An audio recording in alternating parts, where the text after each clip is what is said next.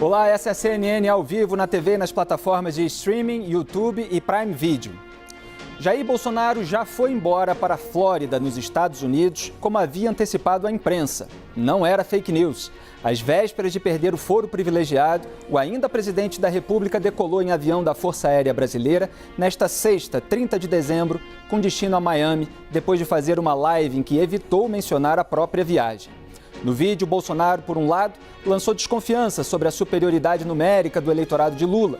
Por outro, afirmou, indiretamente, que perde-se batalha, mas não perderemos a guerra. Ele defendeu protestos bolsonaristas ocorridos ao longo dos últimos 2 meses, mas condenou um ato terrorista de 6 dias atrás em Brasília. Bolsonaro disse a apoiadores que o mundo não vai acabar em 1º de janeiro, ainda que o quadro não seja bom, e que a gente não vai jogar a toalha, deixar de fazer oposição, embora ele, repito, tenha se mandado para o exterior. Enquanto isso, Lula indicou o petista Jean Paul Prats para a presidência da Petrobras e, com receio de perder popularidade, subindo a rampa junto com a inflação, prepara uma medida provisória para prorrogar a desoneração de combustíveis. O discurso de Bolsonaro decepcionou a militância acampada na porta dos quartéis. A iniciativa de Lula contrariou o futuro ministro da Fazenda, Fernando Haddad, que havia pedido a Paulo Guedes para não prorrogar a desoneração. Como ficará a oposição de direita ao governo do PT? Como ficarão a lei das estatais, a política de preços da Petrobras e os impostos federais sobre gasolina, etanol e diesel? Tudo isso será discutido aqui no CNN Arena. Hoje com Janaína Pascoal, advogada e deputada estadual, Walter Casagrande Júnior, comentarista e colunista, Gésner Oliveira, economista e professor da FGV de São Paulo, Lucas Berlanza, presidente do Instituto Liberal, e Hélio Beltrão, comentarista da CNN. Boa noite.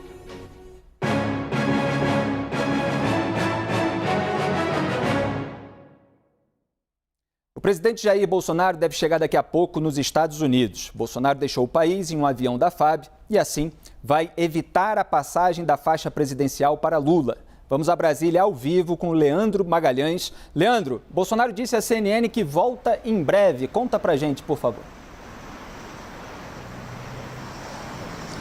Isso mesmo, Felipe. Muito boa noite para você, boa noite a todos. Felipe, a aeronave da FAB saiu aqui de Brasília por volta das 2 horas da tarde. Saiu do Palácio da Alvorada, da base aérea. O presidente saiu do Palácio da Alvorada, residência oficial do presidente da República, aqui um pouco mais cedo.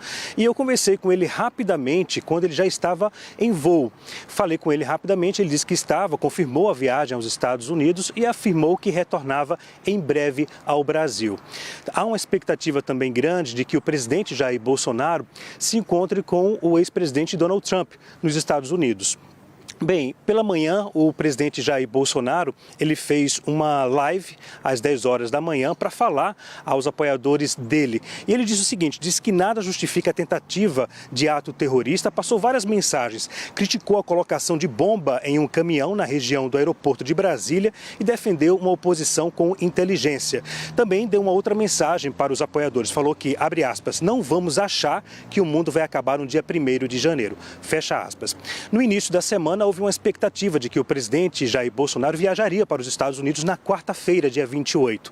O presidente, ele negou a informação de que viajaria na quarta-feira, no dia 28. No entanto, ele não confirmou à CNN que viajaria aos Estados Unidos em uma outra data. Foi o que aconteceu hoje. Ele partiu mais cedo para os Estados Unidos e ele falou que voltaria em breve. Eu volto ao estúdio. Felipe. Muito obrigado pelas informações. E tem mais. Logo que Jair Bolsonaro decolou, Lula postou uma provocação ao presidente nas redes sociais. O petista publicou no Twitter um vídeo com uma música de campanha. A letra faz um trocadilho com o nome de Bolsonaro e diz que está na hora do Jair já ir embora. A publicação rapidamente repercutiu com o público em geral e também entre aliados. Vamos ao debate. Eu começo por Janaína Pascoal, que já esteve aqui no CNN Arena. Janaína, você chegou a falar na última edição, com a sua participação, que não achava que o Bolsonaro poderia, numa futura eleição, unir a direita, ou pelo menos que ele não era a pessoa ideal nesse momento, depois de tudo que apresentou e do resultado de 2022, para unir a direita. Ele ensaiou ali um discurso, é claro que muito breve, de líder de oposição, pregando algum tipo de união. Nesse momento, viaja para os Estados Unidos. Como é que você avalia todo esse episódio? Bom, primeiro eu entendo que essa live foi importante porque muitas pessoas estão muito determinadas a seguirem nas ruas, se expondo a riscos, algumas se envolvendo em situações, inclusive problemas jurídicos, questões jurídicas, porque às vezes tem um que exagera, que comete um crime, mas tem alguém que está do lado e vai ter problema junto. Então, essa fala dele eu entendo como fundamental, porque agora ele deixou bem claro que o presidente Lula vai assumir o cargo, que ele, na verdade, já deixou o cargo. Então, acho que essa manifestação dele foi fundamental. Por óbvio, entendo que deveria ter ocorrido antes, mas antes tarde do que nunca.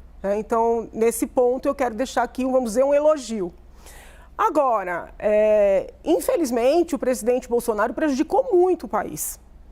Porque a moderação, a ponderação que ele trouxe na última fala como presidente, ele não trouxe durante os 4 anos. Então, ele gerou um medo desnecessário numa grande parcela da população, parcela que, inclusive, o havia apoiado em 2018.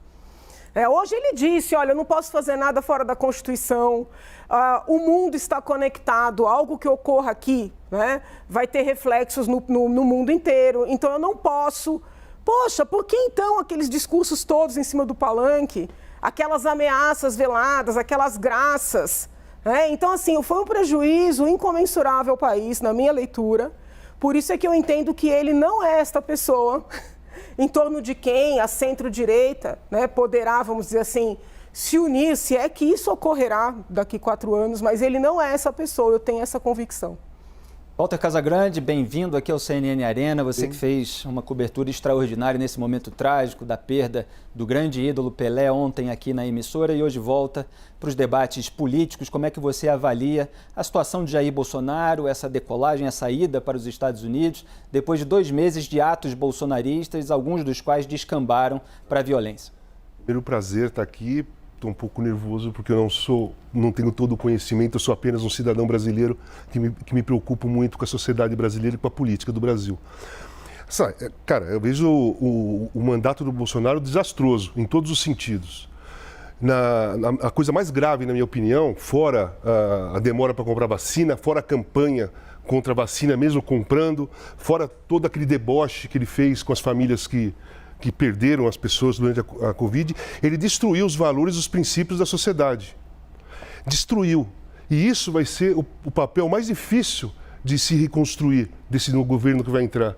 Porque os ministérios eles vão tentar reconstruir todo o que foi destruído por ele. Mas princípios e valores não é de um dia para outro que você recupera de uma pessoa, principalmente numa sociedade. Então, tudo que nós tínhamos de ruim, sempre tivemos, racismo, preconceitos, homofobia, transfobia. Esses dias uma garota trans foi agredida lá em BH, isso acontece constantemente, isso aflorou nesses últimos 4 anos, isso é indiscutível que aflorou. Talvez com mais visibilidade, todo mundo está vendo mais coisas, mas aflorou. Então, assim, eu sou muito crítico ao governo dele, acho que foi um cara que destruiu o país, está deixando o país num caos completo, na minha opinião, educação, cultura, saúde, totalmente. E eu vejo essa live dele, assim, nós temos que analisar não o que ele falou, nós temos que analisar as mensagens subliminares que ele mandou. Porque aí, as coisas que ele fala, claramente, elas são de impacto para tentar ficar numa situação mais boa, sabe? Que entendeu um pouco, que aceitou a derrota. Não aceitou derrota nada, cara. Ele mandou mensagens, porque ao mesmo tempo que ele condena o ato terrorista de 6 dias atrás, mas não falou nada em 6 dias, falou hoje porque vai embora, ele não falou nada desde quando ele saiu, quando ele perdeu a eleição. E os atos golpistas continuaram a acontecer, pararam estradas, fizeram um estrago incrível e ele não abriu a boca para nada. Então, não me agrada em nada, não me convenceu em nada. Eu acho que ele é um personagem maléfico da história da política brasileira e vejo essa partida dele para os Estados Unidos com uma covardia. E vejo ele não estando aqui para passar a faixa, no mínimo deselegante. Porque é deselegante, você perdeu, não aceitou ou ficou com raiva, ninguém gosta de perder nada. Mas passar a faixa para o outro que ganhou era uma questão de educação, de reconhecimento e de elegância. Ele está sendo deselegante e mal educado com o presidente Lula, que ganhou a eleição. E eu não estou falando porque eu sou de um partido ou de outro, eu já falei, eu defendo a democracia, eu luto pela democracia. Eu não tenho um partido, sou mais ligado ao PT, mas fiquei ligado na campanha por causa da democracia, de trazer a democracia de volta. Então não é que eu estou defendendo um, atacando o outro porque eu tenho interesses. Eu não tenho interesses nenhum, mas essa é a minha visão crítica do trabalho do Jair Bolsonaro e da pessoa Jair Bolsonaro. Não só ele, o clã dele todo. Obrigado, Casagrande. Não há motivo para ficar nervoso aqui, pode ficar à vontade no CNN Arena. Gessner, eu quero ouvir também a sua avaliação. E só para registrar exatamente a declaração do Jair Bolsonaro, por exemplo, na questão de uma certa desconfiança em relação ao tamanho do eleitorado. Ele falou assim, quem não leva povo para as ruas não tem voto. Nós levamos multidões para as ruas. Evidentemente, a gente sabe que os eleitores votam e não só os eleitores que são mais fiéis, mais próximos, mais mobilizados nas ruas pelos políticos. São todos os eleitores brasileiros. Eventualmente pode ter político com maior capacidade de mobilização, mas com menor número de votos. Isso é simplesmente uma possibilidade lógica. Mas Jair Bolsonaro explora ali que ele promoveu manifestações com bastante aglomeração, bastante gente, enquanto o adversário não. Ao mesmo tempo, ele não reconhece diretamente, eu perdi para o Lula, etc. Ele fala, perdemos uma batalha, não perderemos a guerra. Você mesmo para atuar dentro das 4 linhas precisa de apoio de outras pessoas, nem sempre se tem. É quase como eu fiz tudo aquilo que eu pude, mas não deu e agora estou indo viajar, mas ele preferiu não mencionar essa parte. Como é que você avalia? Olha, eu avalio, Felipe, grande prazer estar aqui, Casagrande, Janaína, um prazer enorme. Eu avalio como um festival de horrores. O conjunto dessa transição é muito prejudicial ao país. Eu, diferente do Casagrande, não acho que o governo Bolsonaro só teve coisas ruins. Acho que houve avanços importantes em algumas áreas, mas na área da saúde foi terrível, na área da educação foi terrível. O governo confrontou, acirrou o conflito entre os 3 poderes, o que é um desserviço para o país. Quer dizer, o saldo é muito ruim, mas eu acho muito importante não olhar e falar assim, o governo Bolsonaro destruiu o país, agora nós vamos reconstruir, porque não é verdade. A verdade é que nós temos problemas estruturais, problemas históricos, e que muitos deles foram acentuados no governo Bolsonaro. E houve avanços, por exemplo, na área da infraestrutura, houve avanços importantes, na área dos marcos setoriais, o marco das ferrovias, o marco do saneamento, enfim, há uma série de pontos importantes, porque se a gente falar, foi destruído o país, a gente vai, na verdade, deixar de lado algumas coisas que foram importantes. Algumas delas, inclusive, a minha impressão, Felipe, é que às vezes o Bolsonaro fala, nem mesmo ele sabe de coisas boas que aconteceram no governo dele sem a atuação e às vezes até apesar dele, né? Então acho que a gente precisa ter essa visão, não de estava tudo errado, agora nós vamos reconstruir. Segundo ponto, a transição. A transição é uma coisa para ser feita, é uma passagem de bastão. Como o Casagrande disse muito bem, é uma coisa que exige etiqueta, protocolo, elegância, respeito à tradição. É um absurdo o presidente sair e não passar a faixa. Já houve na história brasileira, mas num contexto autoritário, não tem sentido, né? Então, eu tenho a impressão que existe uma figura no mundo, Felipe, que deveria ser lembrada, que é Mandela. O nome dele é Mandela. Representa a grandeza, representa aquela pessoa que sabe unir um país. Isso certamente faltou ao presidente, faltou o reconhecimento, foi tardio. Eu vi na live de hoje um reconhecimento implícito do resultado. Um reconhecimento implícito, disfarçado, etc., mas o resultado está dado. Também há uma condenação muito tímida a atos violentos. Mas, de qualquer maneira, já livra de um processo penal. Agora, também falta ao governo eleito e ao presidente Lula, que é uma figura carismática, eu acho que ele devia se inspirar mais no Mandela e chamar mais essas milhares de pessoas que vão às ruas. Muitas delas estão genuinamente querendo ajudar o país. Eu acho que precisa haver um discurso para elas. Que se deixe de lado o revanchismo. Se deixe de lado o revanchismo. Achei engraçado o tweet do Lula. Como sempre, é uma pessoa inteligente, fez um tweet inteligente, mas não é para um presidente fazer um tweet daqueles. Não é. O presidente precisa ter a figura do presidente. Né? Não cabe, não provocação. Cabe. É provocação. Concordo. É preciso chamar as pessoas para a união. Né? Então, essa, Felipe, seria. Muito obrigado, Gés. Deixa eu chamar o pessoal aqui da participação virtual. Hoje, Hélio Beltrão, que costuma estar com a gente aqui no estúdio, comentarista da casa. Como é que você avalia a postura do Jair Bolsonaro, a live e essa ida para os Estados Unidos, além da repercussão do qual a gente já teve aqui uma palhinha no estúdio? Boa noite, Hélio. Boa noite, Felipe, Gessner, Casagrande, Janaína, Lucas e todo mundo que está nos assistindo. Olha, eu acho que a fala dele teve uma conotação muito triste. Eu achei ele ainda deprimido, um tom bem pesado. Reconheceu a vitória do Lula, fala do novo governo, criticou, sim, atos violentos e o atentado, mas eu acho que ele vai desapontar muito os apoiadores dele, porque ele criou uma expectativa, e talvez parte dos apoiadores também se iludiu com uma expectativa de que haveria algum tipo de solução jurídica, uns, né, para falar o lado bom, e outros achando que ia acontecer alguma coisa fora das quatro linhas, e não aconteceu. Então ele nutriu essa expectativa e eu acho que ele, para essa turma, vai ficar com uma imagem de covarde, né? Que não vai ser muito bom, porque esse pessoal está nas ruas há muito tempo confiando, vamos dizer, em algo que o presidente faria, né? Tudo uma coisa meio, né, fantasiosa, né? Mas eles estavam esperando isso e eu acho que o presidente Bolsonaro deu essa impressão. Então isso aí vai ter uma repercussão. Segunda coisa que eu queria comentar é que essa ida para os Estados Unidos cria uma espécie de vácuo, ele já está num vácuo já há uns 2 meses, né?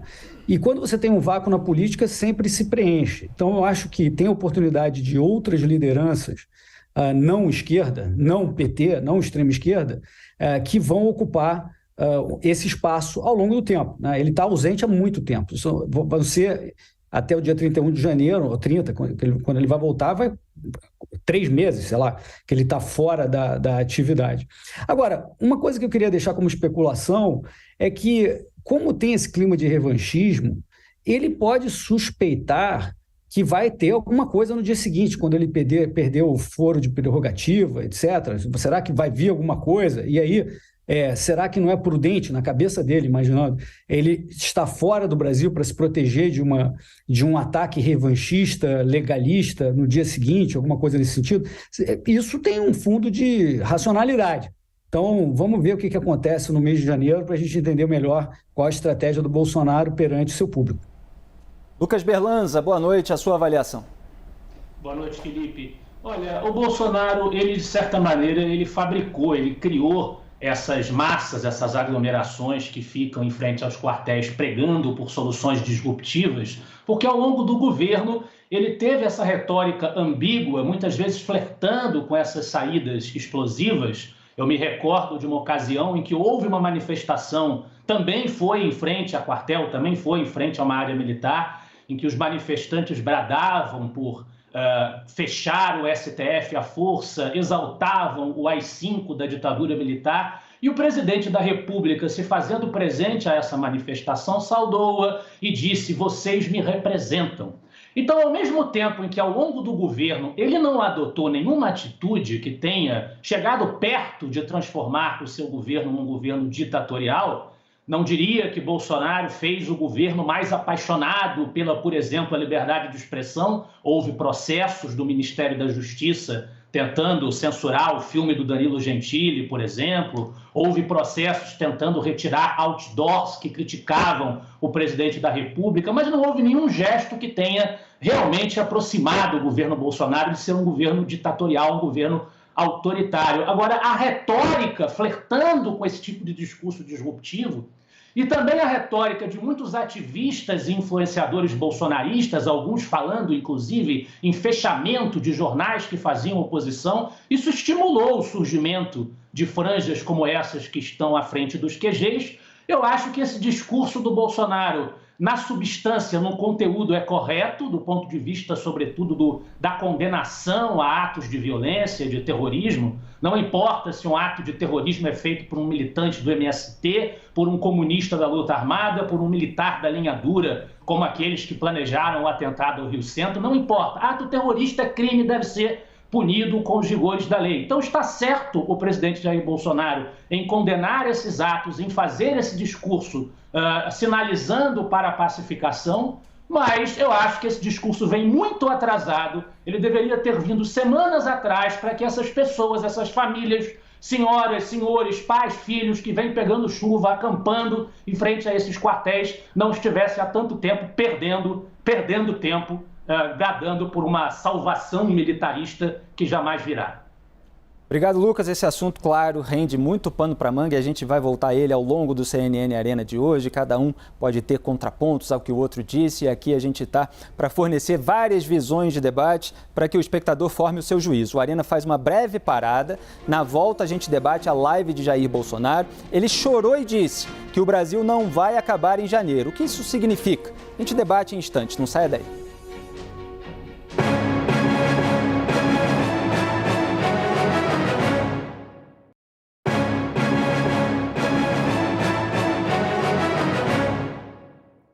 Estamos de volta com o nosso Arena e Jair Bolsonaro chorou na live que fez hoje antes de sair do país. O presidente afirmou que o Brasil não sucumbirá. Bolsonaro contou que foi difícil ficar 2 meses calado e ainda disse que ele teria trabalhado para buscar alternativas com relação ao processo eleitoral. Vamos ver. Não vai demorar muito tempo. O Brasil vai voltar no eixo da normalidade, da prosperidade, da ordem, do progresso, do respeito, do amor à sua bandeira. O Brasil não sucumbirá. Acredito em vocês. Como foi difícil ficar 2 meses calado, trabalhando para buscar alternativas. Qualquer coisa que eu falasse seria um escândalo na imprensa. Eu quieto, sou atacado. Tá, vamos lá. Acredito em vocês, acredito no Brasil, acima de tudo, acredito em Deus. Temos um grande futuro pela frente. Perde-se batalhas, não vamos perder guerra. Muito obrigado a todos vocês por terem proporcionado esses 4 anos à frente da presidência da República. Bolsonaro comentou o processo eleitoral e a divisão política no país. Assista. Muita gente está vivendo um clima aí de tristeza, quase que de velório. Tem outros de euforia. Ah, tirei o Bozo de lá. Você viu um ex-líder de partido, né? O meu trabalho não era fazer aquela letra, né? Era tirar o B. Tá, tirou o B. E agora? Por muitas vezes, não tem o melhor para você, mas tem aquela que está mais próxima de você. E a alternativa não é simplesmente rifar todo mundo. Vamos ao debate. Eu vou inverter um pouquinho a ordem, começar com o Hélio Beltrão aqui, fazer um ping-pong virtual e no estúdio. Hélio, como é que você viu aí esse choro do Jair Bolsonaro e essa explicação dele de que ele ficou em silêncio, de que foi difícil ficar calado, tentando algum tipo de alternativa. E ele chega a dizer que se ele revelasse poderia ser um escândalo, mas parece que não conseguiu emplacar nenhuma alternativa. Ele não completa a frase, mas fica parecendo que seria algum tipo de contestação ao resultado eleitoral. O que você achou dessas declarações? Veja, eu acredito que ele estava realmente buscando uma forma de contestar as eleições legitimamente. Eu não acredito que ele estava planejando alguma coisa fora das 4 linhas, para usar a expressão dele, mas estava tentando contestar as eleições de alguma forma. Aliás, foi isso que aconteceu via o partido dele, o PL, que fez questionamento, na minha opinião, fez uma petição ao Tribunal Superior Eleitoral questionando pontos do processo eleitoral e o Tribunal Superior Eleitoral não só arquivou, como aplicou uma multa, que eu acho que foi um completo exagero, porque todos nós temos direito a peticionar o governo sem ser perseguidos, né? Mas ele buscou, sim, formas jurídicas, mas, de novo, ele incentivou os manifestantes a se mobilizarem e deu a impressão de que haveria algum tipo de solução que nunca veio, né? Então, essas pessoas, sim, estão extremamente decepcionadas com o presidente, acham, inclusive, que muitos vão deixar de ser apoiadores dele. Pega, por exemplo, o que aconteceu anteontem, Felipe, que eu acho que é importante a gente mencionar, que foi a prisão de quatro pessoas, 4 manifestantes, né? Eu não sei 3 dos casos, mas eu procurei ver sobre o caso da tal Clio, né, que, pelo que consta, foi detida por conta de um vídeo que ela postou nas redes sociais. Eu não vi nenhuma indicação de que ela estava incitando violência imediata ou representando uma ameaça imediata. Ela chamou as pessoas, estava lá o cacique preso, ela chamou pessoas para ir para frente da Polícia Federal, né, disse que achava que ia acontecer alguma ordem naquele dia de garantia da lei e da ordem pelo presidente, e foi isso. Então, se por acaso não há outras provas, até agora não estou sabendo de outras supostas provas no caso dela, mas qual é a lógica de ela ter sido presa? Por que eu estou mencionando isso? Eu acho que o presidente deveria ter mencionado esse caso específico, esse caso, não sei se por acaso, num trecho, ele mencionou alguma coisa nesse sentido, mas essas pessoas estão nas ruas e estão sendo detidas por causa dessa confiança no presidente, achando que ele vai resolver de alguma forma a questão das eleições, aquela coisa. Então, teve consequências, né? E teve consequências de uma forma que não foi bacana, na minha opinião, porque foi, na minha opinião, no caso da Clio, pelo menos, uma prisão arbitrária. Obrigado, Hélio. Lembrando que essas prisões foram feitas em decorrência daqueles atos do dia 12 de dezembro, dia da diplomação do Lula, e aparentemente houve uma revolta ali com tentativa de invasão da sede da PF. Não estou falando aqui, claro, de indivíduos, cada caso é um caso e o processo vai detalhar a responsabilidade de cada um. Mas houve uma tentativa de invasão da sede da Polícia Federal em Brasília e também a queima de 8 veículos, de acordo com o Corpo de Bombeiros, entre ônibus e carros. O envolvimento pessoal é questão que vai gerar aí o debate da defesa com a acusação. Agora, Janaína, o Hélio citou também aquela iniciativa do PL que resultou numa decisão de litigância de má-fé apontada pelo Alexandre de Moraes, com multa ali, inclusive com bloqueio do caixa do partido, dos fundos públicos, do fundo partidário, do PL ali principalmente. Essa teria sido uma dessas tentativas do Jair Bolsonaro de contestar o resultado. Isso virou alvo de muita discussão, porque o Moraes inicialmente pediu que houvesse um aditamento para que se incluísse as urnas do primeiro turno, já que o PL estava apontando só as do segundo turno e só da eleição presidencial, portanto da eleição perdida pelo candidato do partido, enquanto o partido fez ali 99 deputados federais. E não houve esse aditamento. Valdemar da Costa Neto, dono do PL, disse que isso geraria um tumulto muito grande. Não havendo, o Alexandre de Moraes disse que poderia indeferir, mas entrou na análise, buscou ali dados da Secretaria de Tecnologia da Informação, mas deu essa decisão pesada, que obviamente é motivo de debate. Como é que você avalia essas tentativas que, pelo que se subentende, foram apontadas pelo Bolsonaro na live? Eu realmente fico muito preocupada com essa moda, né, de que as pessoas não têm direito a desconfiar, não têm direito de não acreditar, não têm direito de criticar. Isso é muito preocupante. É sempre importante criar outras situações para quem hoje joga pedra, né, se colocar no lugar. Então, isso é um fato. Eu não gosto dessa ideia de dizer que quem não confia nas urnas é criminoso, que isso é crime contra a democracia. Eu penso que esse pensamento é um pensamento autoritário e ele sim é perigoso. Agora, é muito questionável um partido, né, impugnar uma eleição apenas na parte que lhe prejudica.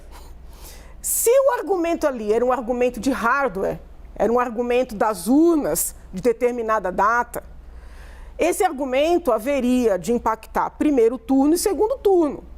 Haveria de impactar eleição de presidente e eleição de governadores. Não dá para o PL dizer que as urnas servem para o primeiro turno, para senador, para deputado, para governador, mas não servem para presidente. Então, a má-fé está aí.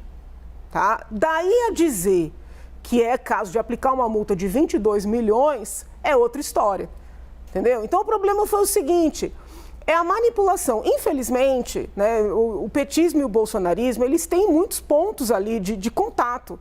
Até a figura, o populismo do Lula com o populismo do Bolsonaro, tem muita proximidade. Então, eles querem criar. Né? O que é importante para eles é certo. O que não é interessante é errado. O princípio, entendeu? E analisar as coisas com algum distanciamento é algo que se perde. Quando o presidente Bolsonaro foi eleito, só para fechar aqui, eu disse a ele, presidente, o senhor não está sendo eleito por bolsonaristas, o senhor está sendo eleito por uma pluralidade de pessoas. Ele se iludiu, passou 4 anos falando para um único público e, em certa medida, governando para esse público e deu no que deu. Então, a mesma coisa que eu disse para Bolsonaro, porque eu quero o bem do meu país, eu digo para Lula. Ilusão dele achar que se ficar 4 anos lacrando, mesmo tendo o apoio da imprensa, das universidades, dos artistas e tudo mais, que isso vai ter um final feliz. Porque ele foi eleito porque a maioria não queria Bolsonaro, houve uma inversão. Mas não são lulistas e não são petistas. É uma pluralidade. Então, se começar a governar também só para a pequena turma, rapidamente vai desandar. Teve um duelo muito grande do anti-bolsonarismo com o anti-lulismo e anti-petismo. Né? Inverteu. Em 18, muita gente que não convergia. Eu nunca fui bolsonarista. Fiz campanha para ele em 18, porque eu não queria o PT. Isso inverteu. Ele radicalizou tanto com essas falas que hoje ele provou que era tudo bravata, entendeu? As pessoas se assustaram. Pessoas que votaram nele, que o apoiaram em 18, se apavoraram, não, melhor, como o colega aqui disse, não, melhor a democracia. As pessoas se apavoraram, entendeu? Era bravata, porque ele queria jogar para essa meia dúzia. Ou 15%. PT tem um pouco mais de votante cativo, mas não passa dos 30%. Então, ou as pessoas que chegam ao poder começam a ter um pouquinho de espírito, né, de estadista e entender que isso aqui é um país que na verdade é muito multifacetado, entendeu? A pessoa tem que se abrir,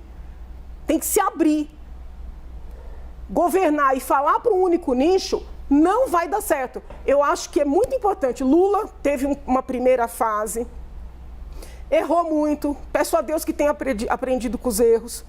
E teve aí o governo de Bolsonaro para ele analisar. Peço a Deus que aprenda também com os erros do antecessor. Porque Bolsonaro passou 4 anos lacrando na internet, deu no que deu. Lula agora veio lacrar hoje, não foi? Espero que reflita para o país não desandar. Você tocou num ponto aí também sobre a judicialização, né, que tem acontecido muito na política, de tudo ser levado aos tribunais superiores. Muitas dessas iniciativas jurídicas, independentemente da argumentação do juízo que se faça sobre cada ponto que você distinguiu, elas são feitas também com o interesse político, de engajar pessoas, de alimentar narrativas.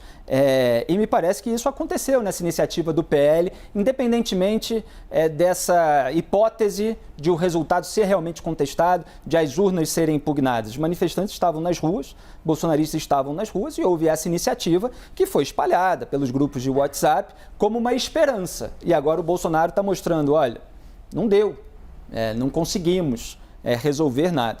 Casagrande, como é que você avalia esses trechos da live, o choro do Jair Bolsonaro e toda essa questão que os colegas estavam avaliando? Então, a questão da live, do choro dele, eu não posso me sensibilizar, né, de forma nenhuma. Porque quantas pessoas choraram durante a pandemia? Quantas famílias choraram enquanto ele imitava uma pessoa que estava com falta de oxigênio?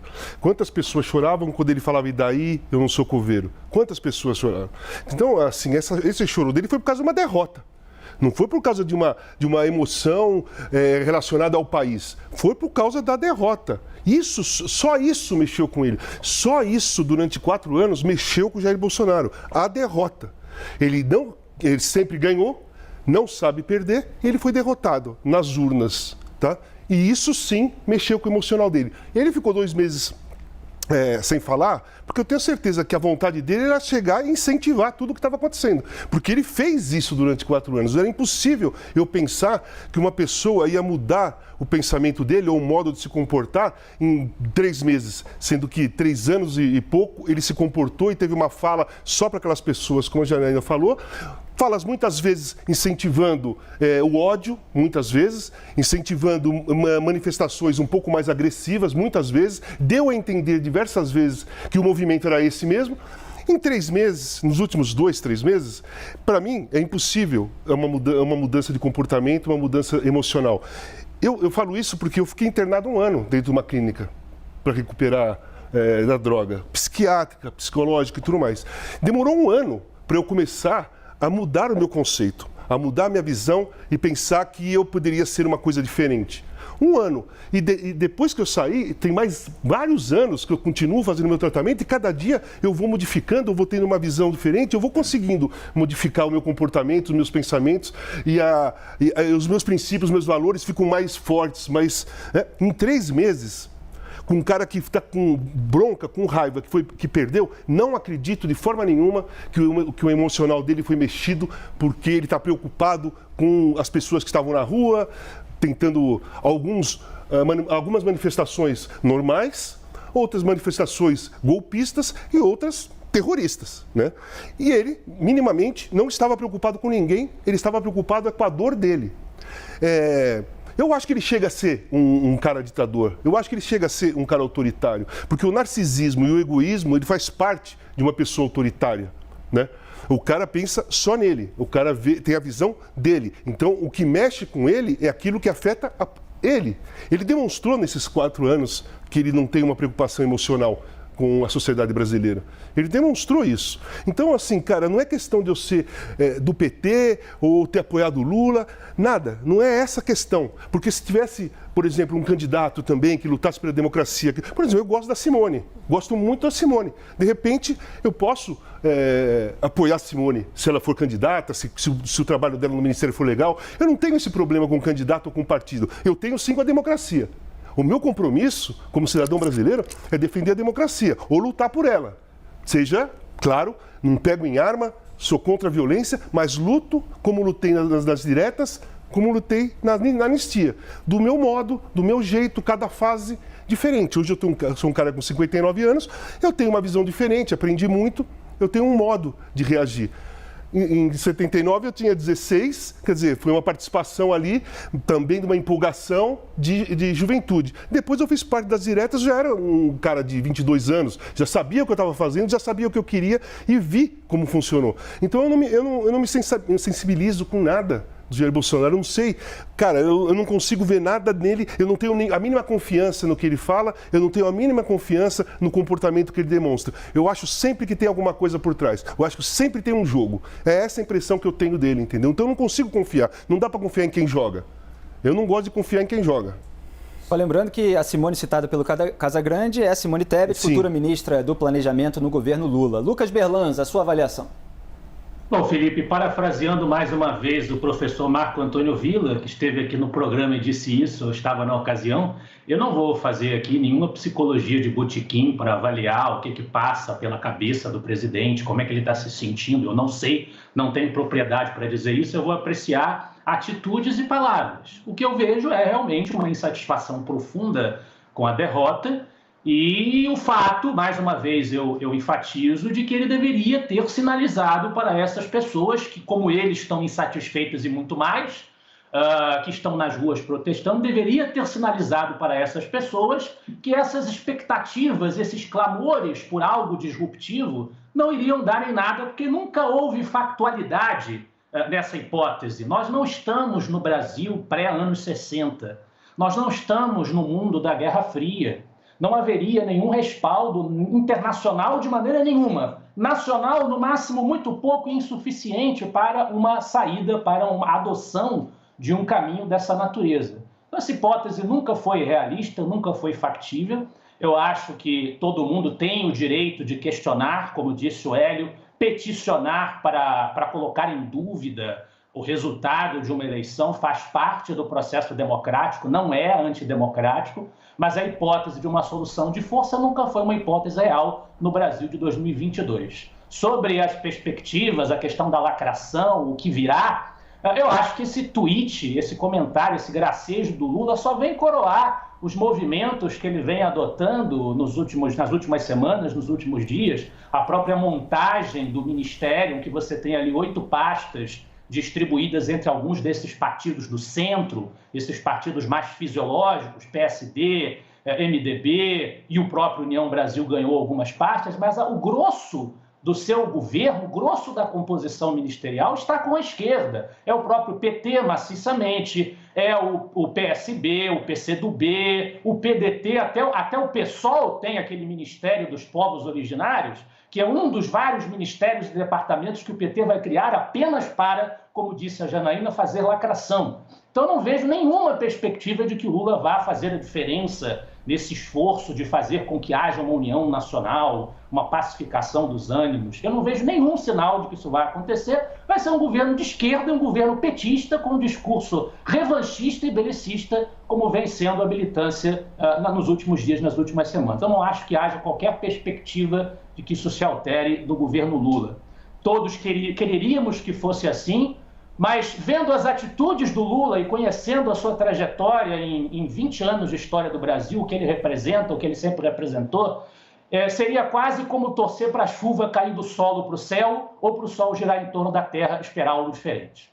Obrigado, Lucas. Casagrande, antes de passar aqui a palavra para o Gessner, tem um contraponto? Diga. Sim, eu tenho. É assim, a questão da análise psicológica do Jair Bolsonaro, é assim, eu não sou psicólogo, nós não somos psicólogos aqui, mas todo mundo consegue perceber o estado de espírito de alguém através da fala, do comportamento e do histórico.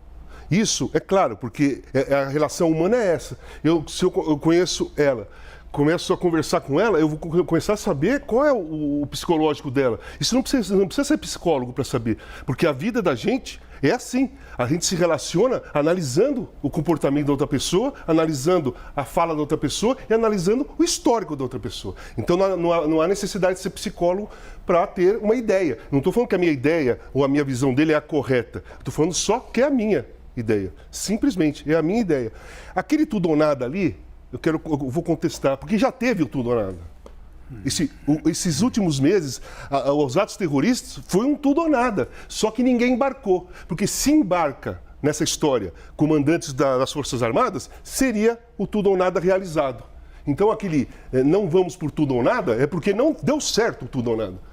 Porque... Ele mesmo diz que não conseguiu apoio, exatamente, só que ele coloca como atos dentro das 4 linhas. Você questiona isso? Não questiono 4 linhas. Várias vezes ele saiu das 4 linhas, diversas vezes. Quando ele participa de um movimento antidemocrático, com as faixas, querendo o AI-5 de volta, ditadura militar, intervenção militar, ele vai lá e conversa com as pessoas, ele saiu das 4 linhas, porque ele é o presidente da República, ele não pode estar lá. Ele não pode estar ali num palanque ou em qualquer lugar, junto com manifestantes pedindo a ditadura militar. Isso aí é sair fora das 4 linhas, porque a presença dele lá, mesmo calado, mostra para aquelas pessoas que o chefe de Estado está pensando do mesmo jeito que elas, a não ser que ele vá e conteste. Gente, isso aí não existe, não é um país democrático, não tem nada de intervenção militar, nada de AI-5, ele nunca fez isso. Então ele jogou nas 4 linhas, fora das 4 linhas, muitas vezes. Se fosse uma partida de futebol, ele já teria tomado 2 cartões amarelos e teria sido expulso numa partida. Ele ficaria de fora do próximo jogo, no mínimo, porque ele saiu das 4 linhas algumas vezes. Gessner, sua avaliação?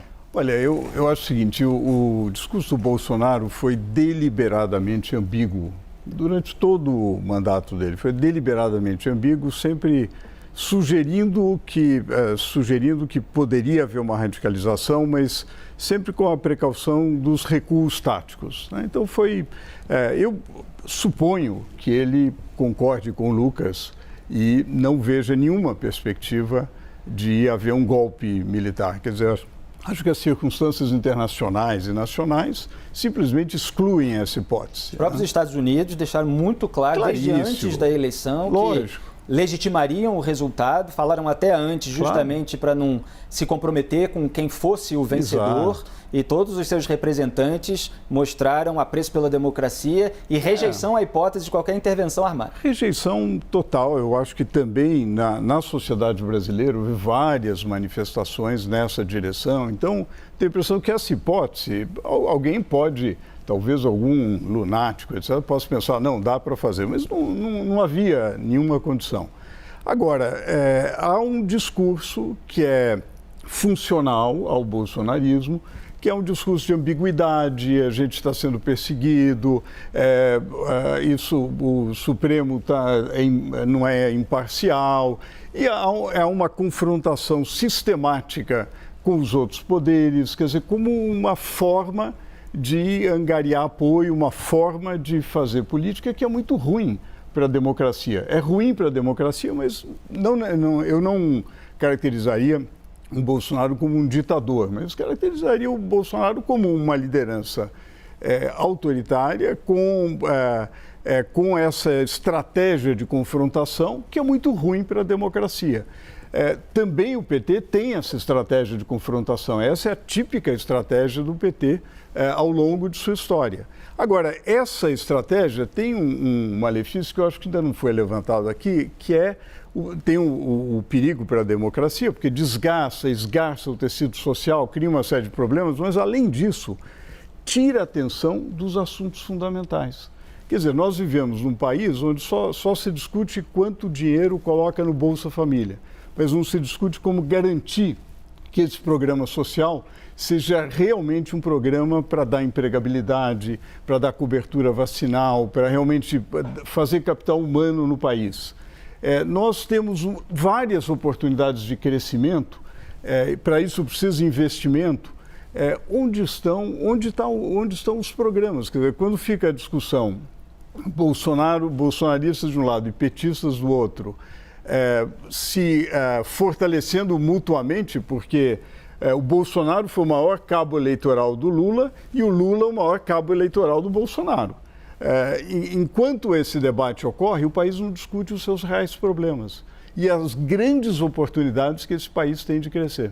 Se discute muito pouco corte de privilégios também, para sobrar dinheiro, inclusive, para a população de baixa renda, para os programas que poderiam ajudar. Felipe, não se fala, Lucas, Beltrão, não se fala em reforma administrativa, não se fala nessa máquina pública inchada, irracional, que consome uma dinheirama, não se fala em como racionalizar. Hélio Beltrão está com o dedo levantado aqui, eu já vi. Fica tranquilo que eu vou chamar. Diga aí, Hélio, seu complemento, seu contraponto, fica à vontade. Eu queria fazer um ponto sobre a questão da democracia, defesa ou não da democracia. A gente fala muito isso aqui no programa e está aí na sociedade essa discussão e se acusa o Jair Bolsonaro de ataque à democracia. Acho que essa questão já começa por uma questão de definição. O que é a democracia? Lá na definição formal é voto da maioria. Mas o que a maioria das pessoas entende por isso, eu acho que cada um tem uma ideia um pouco diferente, é a defesa do Estado Democrático de Direito, que inclui especialmente as liberdades individuais, a propriedade privada, o direito à livre manifestação e a liberdade de expressão também. Então, o que eu acho curioso é que todo mundo faz uma crítica de um lado só à democracia. O Casagrande falou, o Bolsonaro estava num discurso e tinha gente lá com uma faixa que ele deveria criticar. Ok, perfeito, mas não quer dizer que ele esteja apoiando aquilo, né? Beleza, mas é uma crítica válida, tá ok. Agora, quando a gente tem uma sociedade na qual você tem gente sendo presa por manifestar pacificamente, você tem uma opção de gente sendo censurada. Eu acabei de saber aqui que o Rodrigo Constantino, que é de outra emissora, jornalista, acabou de ter sua rede social, pelo menos o Twitter, bloqueado. Não sei se outros, acabei de saber isso. Tem outro jornalista de outra emissora também. Ninguém está falando de censurar jornalista que está ali pela palavra dele, pela opinião dele. A gente já discutiu aqui muitas vezes que tem certas opiniões que não são válidas. Quando você está falando uma ameaça iminente de violência a alguém, Está incitando uma violência, isso não pode. Mas só pela opinião, todo dia está vendo isso. Isso ninguém fala, não é ataque à democracia. Eu não consigo entender mais ataque à democracia do que não deixar as pessoas se manifestarem, como a Janaína falou, não deixar criticar. Então o sujeito lá, o jornalista vai lá e critica, então censura, manda censurar ele. Não está certo isso. Obrigado, Hélio. Janaína, eu tinha uma questão sobre essa alegação, muitas vezes, de perseguição de um lado e o outro lado dizendo que o Bolsonaro tem mesmo de ser investigado, eventualmente responsabilizado e punido. É claro que ele está aí às vésperas de perder o foro privilegiado, se fala muito em haver um receio, tanto dele quanto dos filhos, que já foram investigados em outros casos. Você avalia que há uma coisa de um lado, a perseguição, há investigações necessárias de outros? Consegue fazer alguma distinção de casos? Eu sei que é uma pergunta genérica, são muitos processos em andamento. Tem aquela questão antiga do Flávio, que houve uma anulação ali, não sei se reinstauraram, que tem a ver com a história das rachadinhas. O Ministério Público do Rio de Janeiro, nesse caso, ele tem a possibilidade de reabrir por um outro caminho de prova. Isso é uma questão palpável.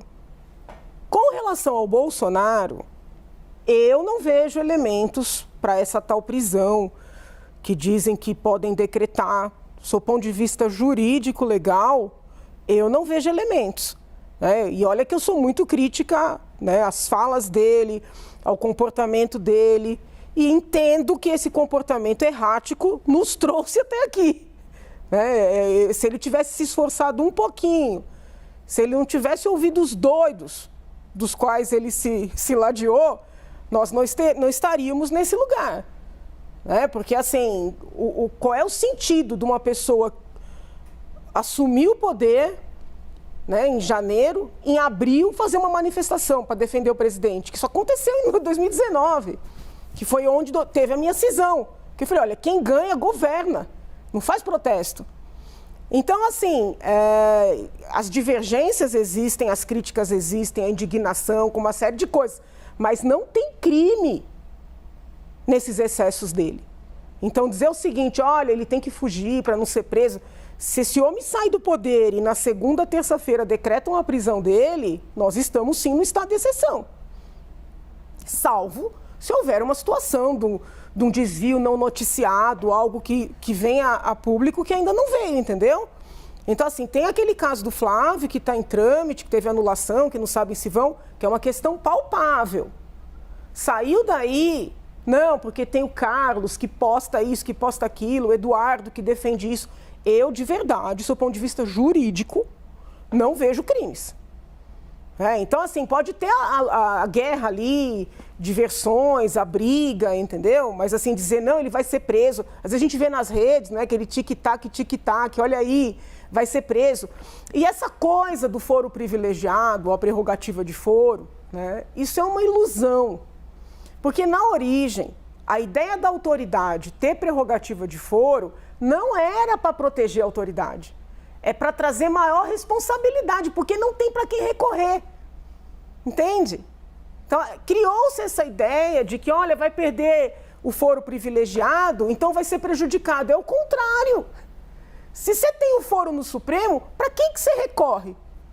Não tem, tá lá. Aí a gente entraria em outro debate, que é a politização do Supremo Tribunal Federal. Não, esqueça isso. Estou falando do seu ponto de vista jurídico. Não, Quem sim, claro. Processado na primeira instância, recorre para o tribunal, pode buscar o STJ, é óbvio que há requisitos jurídicos, vai para o STF. Quem tem o STF como foro, só tem essa chance, entende? Não, exatamente. Então, assim, o que eu digo é que muitas vezes se prefere ficar com foro privilegiado no STF porque é considerado um tribunal eminentemente político, você tem muitos diálogos que muitas vezes são ditos como institucionais, mas criticados como conchavos entre políticos e ministros dos tribunais superiores, se aposta numa lentidão, numa complacência, por isso há uma certa preferência pelo foro privilegiado, mas você está apontando, claro, como uma distorção do ponto de vista jurídico em relação à sua causa inicial. Eu acho que o melhor dos mundos seria Lula assumir, governar, como o presidente Bolsonaro deveria ter feito, parar com essas confusões, entendeu? Nem começar. Se tem alguma situação a apurar, apure, mas sem essa coisa de caça às bruxas, tentar lidar com parcimônia com esses manifestantes que aos poucos vão compreendendo que foram iludidos, Daí não sei dizer se foi o presidente, se foram os apoiadores, se o presidente também se permitiu iludir pelos puxa-sacos, porque é difícil, nem sempre é simples. Você tem um bando de puxa-saco, não é isso aí, o senhor vai ficar porque não sei o quê. Então não sei se ele só iludiu ou se ele também se iludiu. Agora, o que nós queremos? Caminhar para frente.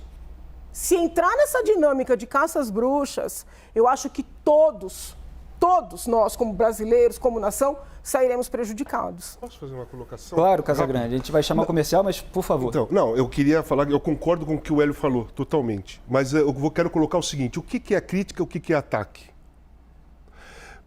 Montar fake news, sair fazendo uma narrativa mentirosa para ofender a honra de uma pessoa, sendo que não é verdade, é liberdade de expressão? Vamos deixar esse debate para o próximo bloco, aí eu volto com o Casagrande para refletir um pouquinho sobre essa questão. E a live do Bolsonaro também é tema do nosso próximo bloco. Será que as falas do presidente acalmam os ânimos para a segurança da posse de Lula no domingo? 19 chefes de Estado estão confirmados. Será que Nicolás Maduro vem? A gente debate, não saia daí.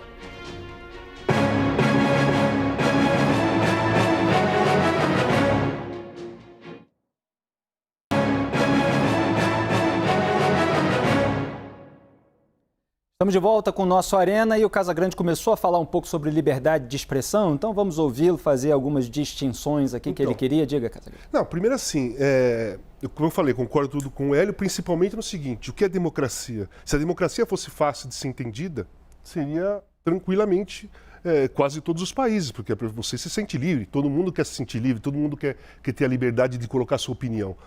Mas no caso da liberdade de expressão, é uma coisa muito perigosa. Esse exemplo que eu dei de o que é crítica e o que é ataque, você soltar fake news, inventar uma narrativa mentirosa sobre uma pessoa para diminuir ou desclassificar a opinião dela, colocar ela como um alvo de ataque das outras pessoas, eu não acho isso liberdade de expressão. Eu vou dar um exemplo muito direto que acontece comigo. Eu sou muito atacado nas redes sociais quando eu escrevo um texto ou quando eu falo, principalmente aqui, daqui a pouco vai acontecer, viciado, drogado, financiador do tráfico, cheirador. Cara, eu não uso drogas há mais de 8 anos. Eu não fumo, eu não bebo. Né? É uma narrativa mentirosa. É liberdade de expressão? Eu tenho que aceitar tranquilamente. Ah, não, essa é a opinião do cara. Não, opinião é quando tem fundamento. Quando você mente sobre uma pessoa, não é opinião. Aquilo não é opinião. Você está atacando a pessoa. Você está atacando num lado frágil daquela pessoa, num problema, uma doença, tá? Que ela vai atacar ali para diminuir para aumentar a sua fragilidade, no caso, ou criar uma fragilidade maior naquela pessoa, para ela sentir depois os ataques que ela vai receber e se cair, se deprimir e parar de falar. Parar de falar aquilo que aquelas pessoas não querem que você fale. E aí vem esse ataque. No meu caso, eu estou dando esse exemplo do meu caso, mas assim, eu não tenho problema nenhum com isso. Eu já estou muito tranquilo, eu tenho um acompanhamento psicológico até hoje com psicólogo e tal, lido muito bem. Claro que eu não gosto, não estou falando que não mexe em nada. Mexe, mas não deprime e nem me deixa fragilizado. Mas eu não acho isso liberdade de expressão. Não acho mesmo. Eu acho que é ataque mentiroso, não só comigo, como vários que eu vi aí. E eu vou falar uma coisa, Eduardo Bolsonaro e Flávio Bolsonaro já me atacaram dessa maneira.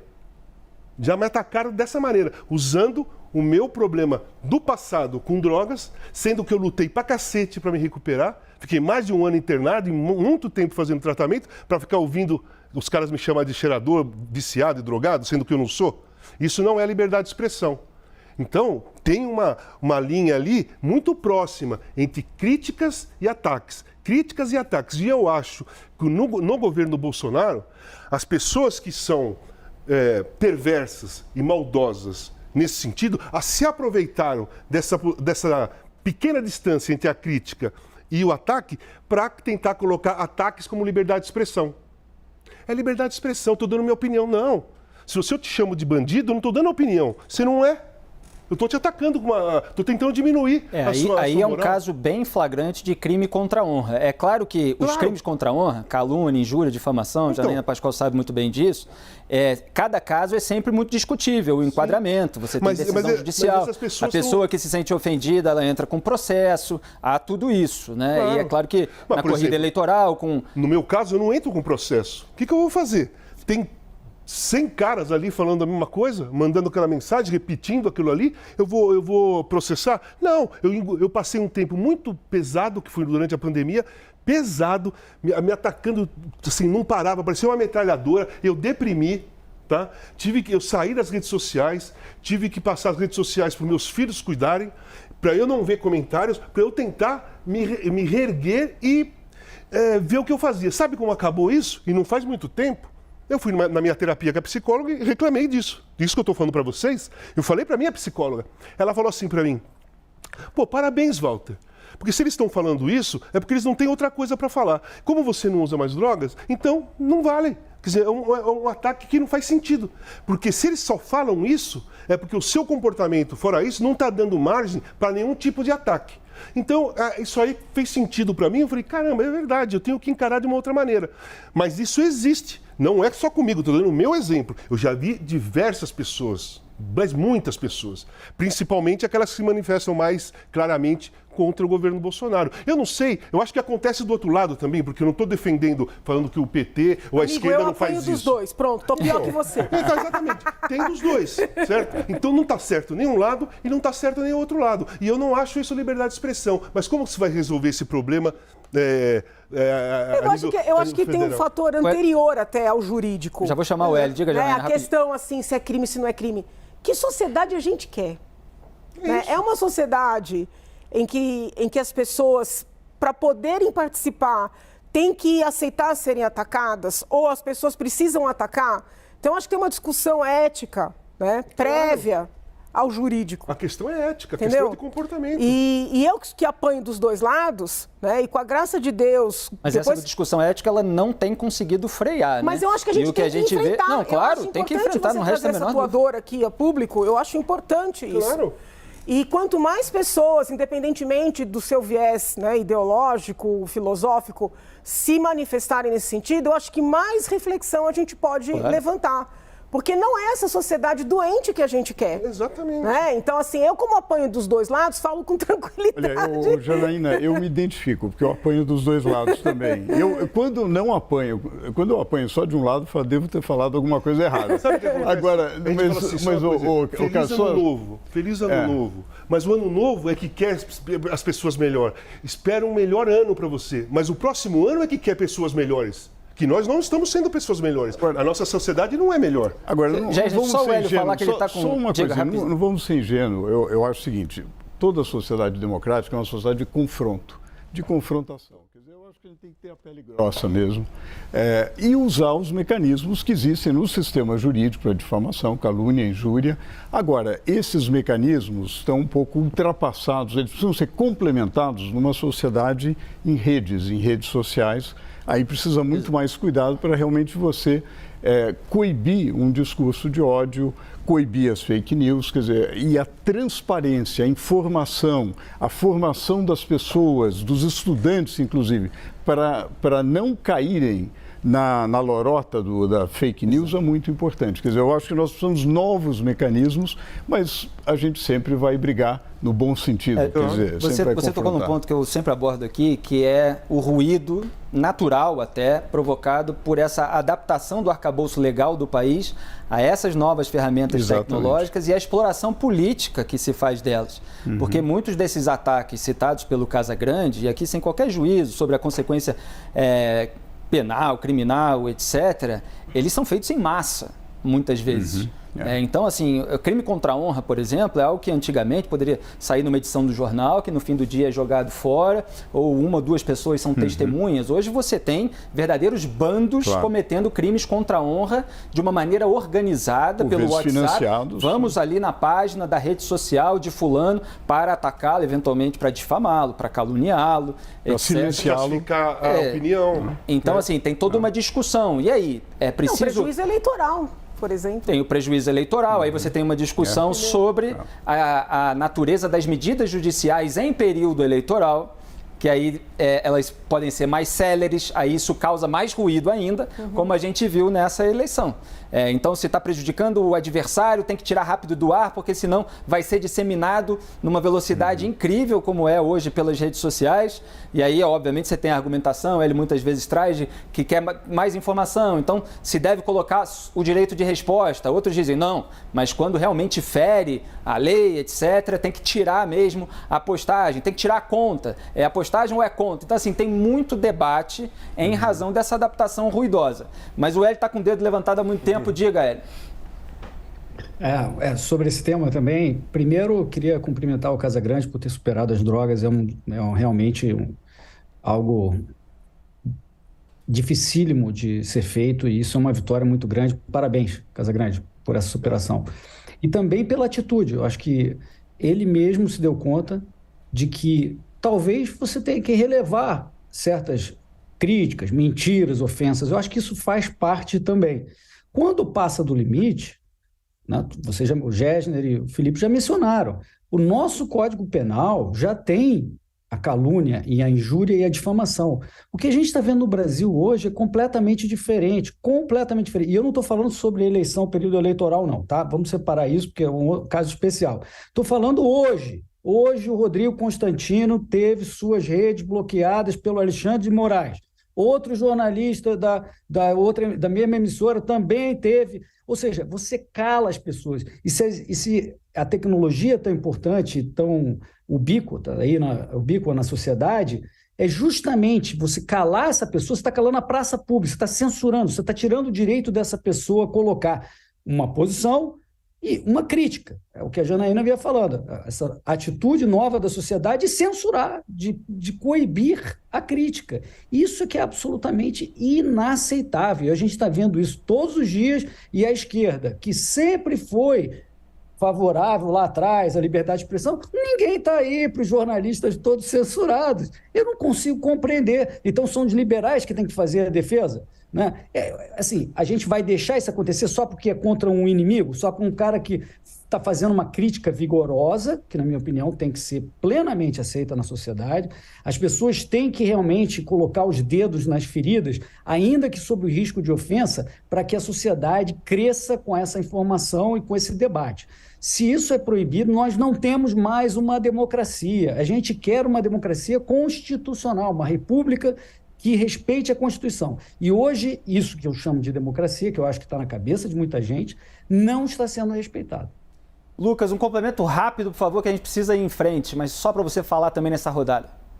Eu acho que esse é o debate mais importante do momento no Brasil e no mundo. E eu só acrescentaria alguns exemplos do período eleitoral, um documentário que foi produzido pela produtora Brasil Paralelo sobre o atentado sofrido pelo então candidato Jair Bolsonaro à presidência, foi censurado previamente o argumento no voto lá no Supremo. A ministra Carmen Lúcia falando, nós temos que tomar todo cuidado para evitar que a censura se instaure no Brasil, mas nesse caso, um pouquinho, só até o fim do período eleitoral a gente pode deixar. Então eu acho que isso aí é muito perigoso, censura de parlamentares que deveriam gozar de imunidade parlamentar, suas contas foram retiradas, suprimidas. Então, para além das prisões que o Hélio comenta, eu só acrescentaria esses exemplos para tentar demonstrar para quem está nos assistindo que há excesso sendo cometido, sobretudo, a partir do Poder Judiciário.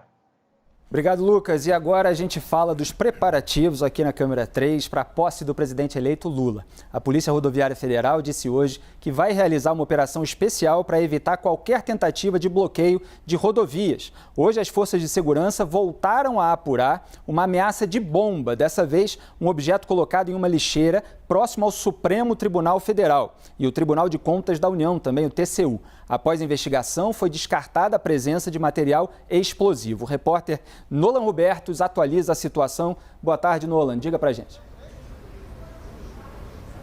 Boa tarde para você, Felipe. Boa tarde a todos que acompanham o Arena. Pois é, a polícia foi chamada, houve uma suspeita porque uma mulher teria deixado uma caixa sobre uma lixeira e aí os cães farejadores não identificaram explosivos. Também foi feito uma espécie de scanner por meio daquele robô que o esquadrão antibombas tem, e também não foi diagnosticado ali nenhum objeto radioativo ou explosivo, então a polícia descartou essa hipótese e já liberou. Todo o quarteirão ali próximo à Praça dos Três Poderes ficou isolado durante esse período de aproximadamente 2 horas. Aliás, essa já é a 6ª vez nessa semana em que locais aqui na região de Brasília, no DF, são isolados por suspeitas de bomba. Em 2 desses 6 casos, realmente existiam explosivos. Os outros 4 casos foram descartados. Falando sobre essa cerimônia de posse, próximo domingo, Felipe, a Polícia Rodoviária Federal, como você disse, convocou a imprensa hoje cedo, dizendo sobre essa operação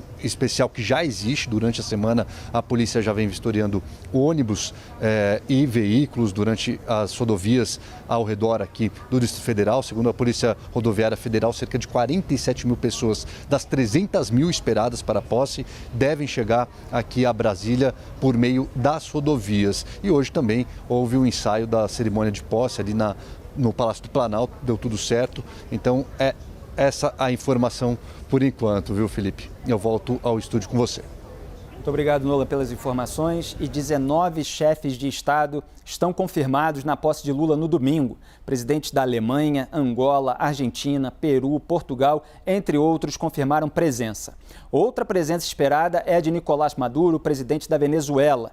Hoje o Brasil suspendeu a proibição que impedia a entrada de altos funcionários venezuelanos no país, permitindo que Maduro venha à posse de Lula.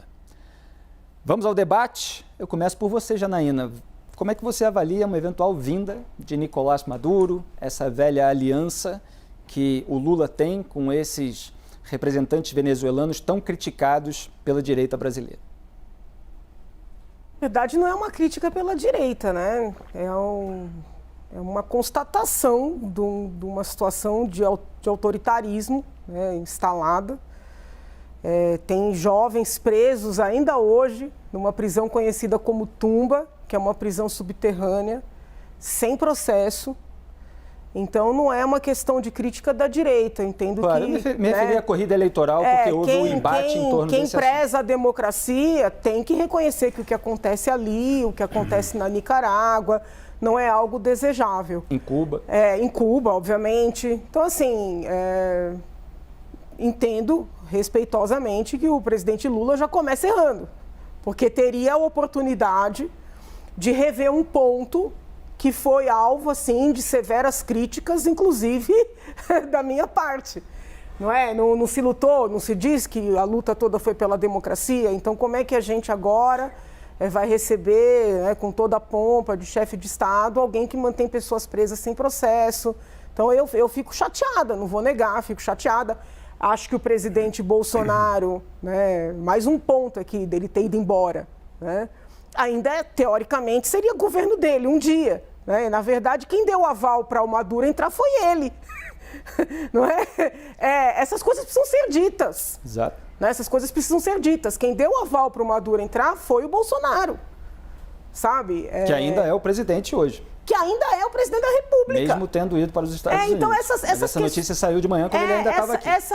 Foi ele que autorizou. Tanto é que ele mencionou na live. Olha a turminha que está vindo. Mas quem autorizou foi ele. Muito embora eu saiba que são convidados do presidente eleito. Eventualmente autorizou para poder criticar a vinda depois? Uma estratégia política? Mas a gente tem que explicar a realidade. Que quem autorizou foi ele. Né? Isso aí pode ser para a torcida dele. Então eu vejo não gosto, não fico feliz, fico preocupada, né, que haja, vamos dizer assim, uma aproximação para além do que eu já estava esperando, né, porque existe uma linha ideológica, existe, isso é fato, mas pode acontecer uma aproximação para além, né, do que a gente já estava contando. Vamos observar, quem vive na América Latina nunca tem paz, sabe? Quem vive na América Latina está sempre tenso. Eu acho que essas questões dessas supostas bombas, isso aí é excesso de zelo, acho que tem que ter, né? É um momento político importante. Aproveito esse espaço aqui, eu sei que eu vou apanhar, vou sair daqui sendo xingada por gregos e troianos, mas assim, gente, pelo amor de Deus, sabe, os apoiadores do presidente, as pessoas que não são eleitoras do presidente Lula, hoje ficou claro que o presidente Lula vai assumir, que ele vai governar. Então, não tem necessidade de esperar que a polícia rodoviária venha desobstruir, esperar que a polícia venha retirar, esperar ter uma confusão para pessoas, sabe, serem presas ali de maneira aleatória.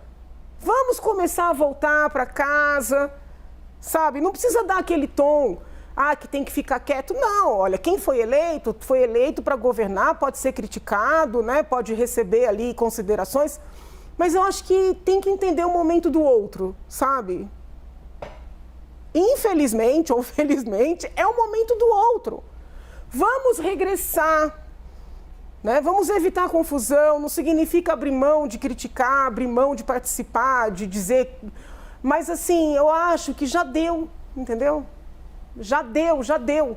Porque o que se vai conseguir com isso, se agora, depois da fala do presidente Bolsonaro, depois da partida do presidente Bolsonaro, depois da troca de comandantes das Forças Armadas, isso são sinais claros, né? Se depois de tudo isso continuarem, só vão conseguir estigmatizar ainda mais a assim chamada direita. Porque tem hora, gente, eu juro para vocês, tem hora que eu fico pensando que esse povo da direita que chegou ao poder foi pago para prejudicar a direita. Porque são atos, assim, de tamanha burrice, desculpa o termo. São atos de tanta burrice que, assim, só sendo encomendado. Sabe? Então, assim, pelo amor de Deus, regressem para suas casas. Não é que você esteja, só para deixar claro, não é que você esteja fazendo essa acusação, etc. É que parece... Passa na cabeça. Não tem como acusar. Mas que passa na minha cabeça... Há uma semana do segundo turno, Roberto Jefferson jogar granada na polícia.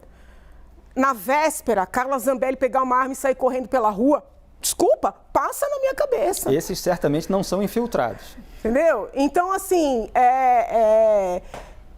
se continuarem, né, com essa histeria coletiva, desculpa, só vão conseguir estigmatizar ainda mais a direita. Um possível retorno fica ainda mais difícil. Gessner, o que você destaca disso tudo? A gente tem a preocupação com a segurança na posse do Lula, essa questão da vinda do Nicolás Maduro, fica à vontade. Olha, eu acho que é fundamental ter a preocupação com a segurança. Acho que o Brasil é um país relativamente negligente, porque atos violentos na política não são da nossa tradição. Eu costumo dizer que o Brasil é muito violento em vários aspectos, mas na arena política não tem essa tradição de terrorismo, etc. Porém, nós precisamos tomar muito cuidado diante das evidências, da polarização. Acho que é muito importante, seja MST, seja manifestação em frente ao quartel, etc. Acho que tem que ser bastante firme, porque isso é defender a democracia também. Eu acho que, em relação à Venezuela, o Brasil é um global trader, quer dizer, é um país que olha para o mundo, tem comércio com o mundo inteiro. Interessa ao Brasil esse multilateralismo, interessa o relacionamento com as várias nações. A nossa tradição é uma tradição de respeito à autodeterminação dos povos e relação com todas as nações. Agora, a defesa da democracia é fundamental. É uma absoluta incoerência exaltar a Venezuela e paparicar o Maduro, que é um ditador, e, ao mesmo tempo, dizer que defende democracia. É completamente incoerente. Agora, o pragmatismo brasileiro precisa ser praticado, não exaltando, paparicando, etc., mas ter relações com a Venezuela é importante para o Brasil, né? Agora, mantendo um espírito crítico, mantendo críticas, transmitindo essas críticas nas instâncias internacionais, coisa que pode ser feita. Acho que foi um erro imediatamente já se aproximar à Venezuela. A presença do Maduro na posse não me parece que simboliza um momento de democracia. Parece que a gente está recebendo um ditador responsável por milhares de mortes e que, digamos, isso macula um esforço democrático. Então, não me parece É correto. Agora, nós temos que combinar um discurso firme em relação à defesa da democracia com o relacionamento geral com os vários países. Obrigado, Gerge. Casagrande, você falou de uma certa complacência, condescendência do Jair Bolsonaro com esses atos que você considerou alguns terroristas, outros extremistas, de vandalismo, como a gente viu no dia 12. Você vê muita condescendência no campo da esquerda com extremistas de esquerda, com regimes mais autoritários, como os citados? Então, primeiro eu concordo com os dois. Eu acho que não havia necessidade e é uma jogada, foi uma estratégia inteligente, na minha opinião, da direita, porque você jogou a bomba na mão do Lula. Sabe um jogo de xadrez? Você colocou o checkmate, cara, porque Bolsonaro liberou o Maduro e foi embora. Então, jogou a mão do Lula. Você vai receber ou você vai falar para o cara não vir, não vai receber? Então, não teve jeito. Mesmo assim, eu acho que não havia necessidade. Não é inteligente receber agora, nesse momento, o Maduro. Concordo que é uma ditadura. Também acho completamente errado, sou completamente contra. Em relação aos atos, é o seguinte, nós estamos vivendo com um problema de terrorismo, porque esse falso alarme da bomba lá no lixo, que foi uma coisa qualquer, parou Brasília para tentar arrumar, e não tinha nada. O terrorismo, como o próprio modo diz, é criar um terror. E não necessariamente... Criar medo, né? Não necessariamente tem uma bomba, tem uma arma, vai cair o mundo. Não. Se alguém ligar aqui na CNN agora e falar assim, ó, colocaram uma bomba no banheiro do prédio, você vai parar tudo, nós vamos embora. Ninguém vai ficar, será que é verdade, será que não é verdade? A gente entra no terror. Quem vai ficar aqui se alguém ligar e falar isso? Aconteceu comigo uma vez com a seleção brasileira em Brasília, ligaram, antes da seleção entrar no avião, que tinha uma bomba no avião. Pronto, ficamos 5 horas lá em Brasília para tentar o pessoal antibomba procurar e não tinha nada e nós viajamos. Só deixar claro que se essas pessoas forem rastreadas, elas serão responsabilizadas criminalmente, mas só para não dar ideia. Porque não tem pouca diferença entre o cara que colocou a bomba lá perto do aeroporto, que foi preso e aí não estourou a bomba, com a pessoa que coloca uma coisa falsa para sinalizar que tem uma bomba. O terror é o mesmo. O terror é o mesmo. Porque até você descobrir se é verdade ou não, se for verdade, o terror foi real. Se não foi verdade, criou o mesmo terror. Você vai lá, tem um tijolo dentro de um pacote. Mas falaram que era uma bomba. Parou toda a cidade. Se fizerem isso amanhã, domingo, você vai ver como vai ficar Brasília. Se alguém ligar para alguém e falar assim, ó, tem bomba em tal lugar, bomba em tal lugar, vai explodir a hora que começar a posse e tal, o que vai acontecer? Você vai apostar? Você vai pagar para ver? Então o terrorismo está implantado. O terrorismo está implantado. Isso aí agora é um problema do novo governo, de como vai, e da justiça, como vai resolver para trazer a paz novamente para a sociedade brasileira. Porque isso vai começar a virar piada, porque vai ter gente que vai ficar fazendo brincadeira com isso. Tem bomba em tal lugar, já sai todo mundo da discoteca. Tem bomba no restaurante, sai todo mundo do restaurante. Então como que você vai fazer? Dá para viver dessa maneira? Então eu fico muito preocupado nesse sentido. Eu vejo dessa maneira. Eu vejo que um certo terror já está colocado dentro da sociedade. Que são cenas que a gente está acostumado a ver em países afetados pelo terrorismo de cunho religioso, muitas vezes. Estados Unidos, França, essa cena do esquadrão antibomba, indo averiguar uma mala num aeroporto. Exatamente. Então é o seguinte, iniciou isso. A primeira vez que eu vi falar de bomba aqui no Brasil em algum lugar foi agora. Fogo nos ônibus em relação à política também foi agora. Já teve aquela situação com o PCC, com crime organizado. Foi a primeira vez que eu vi. É um início. Se não quebrar se deixar desenvolver essa estratégia de criar terror na sociedade, vai ser um problema para a gente.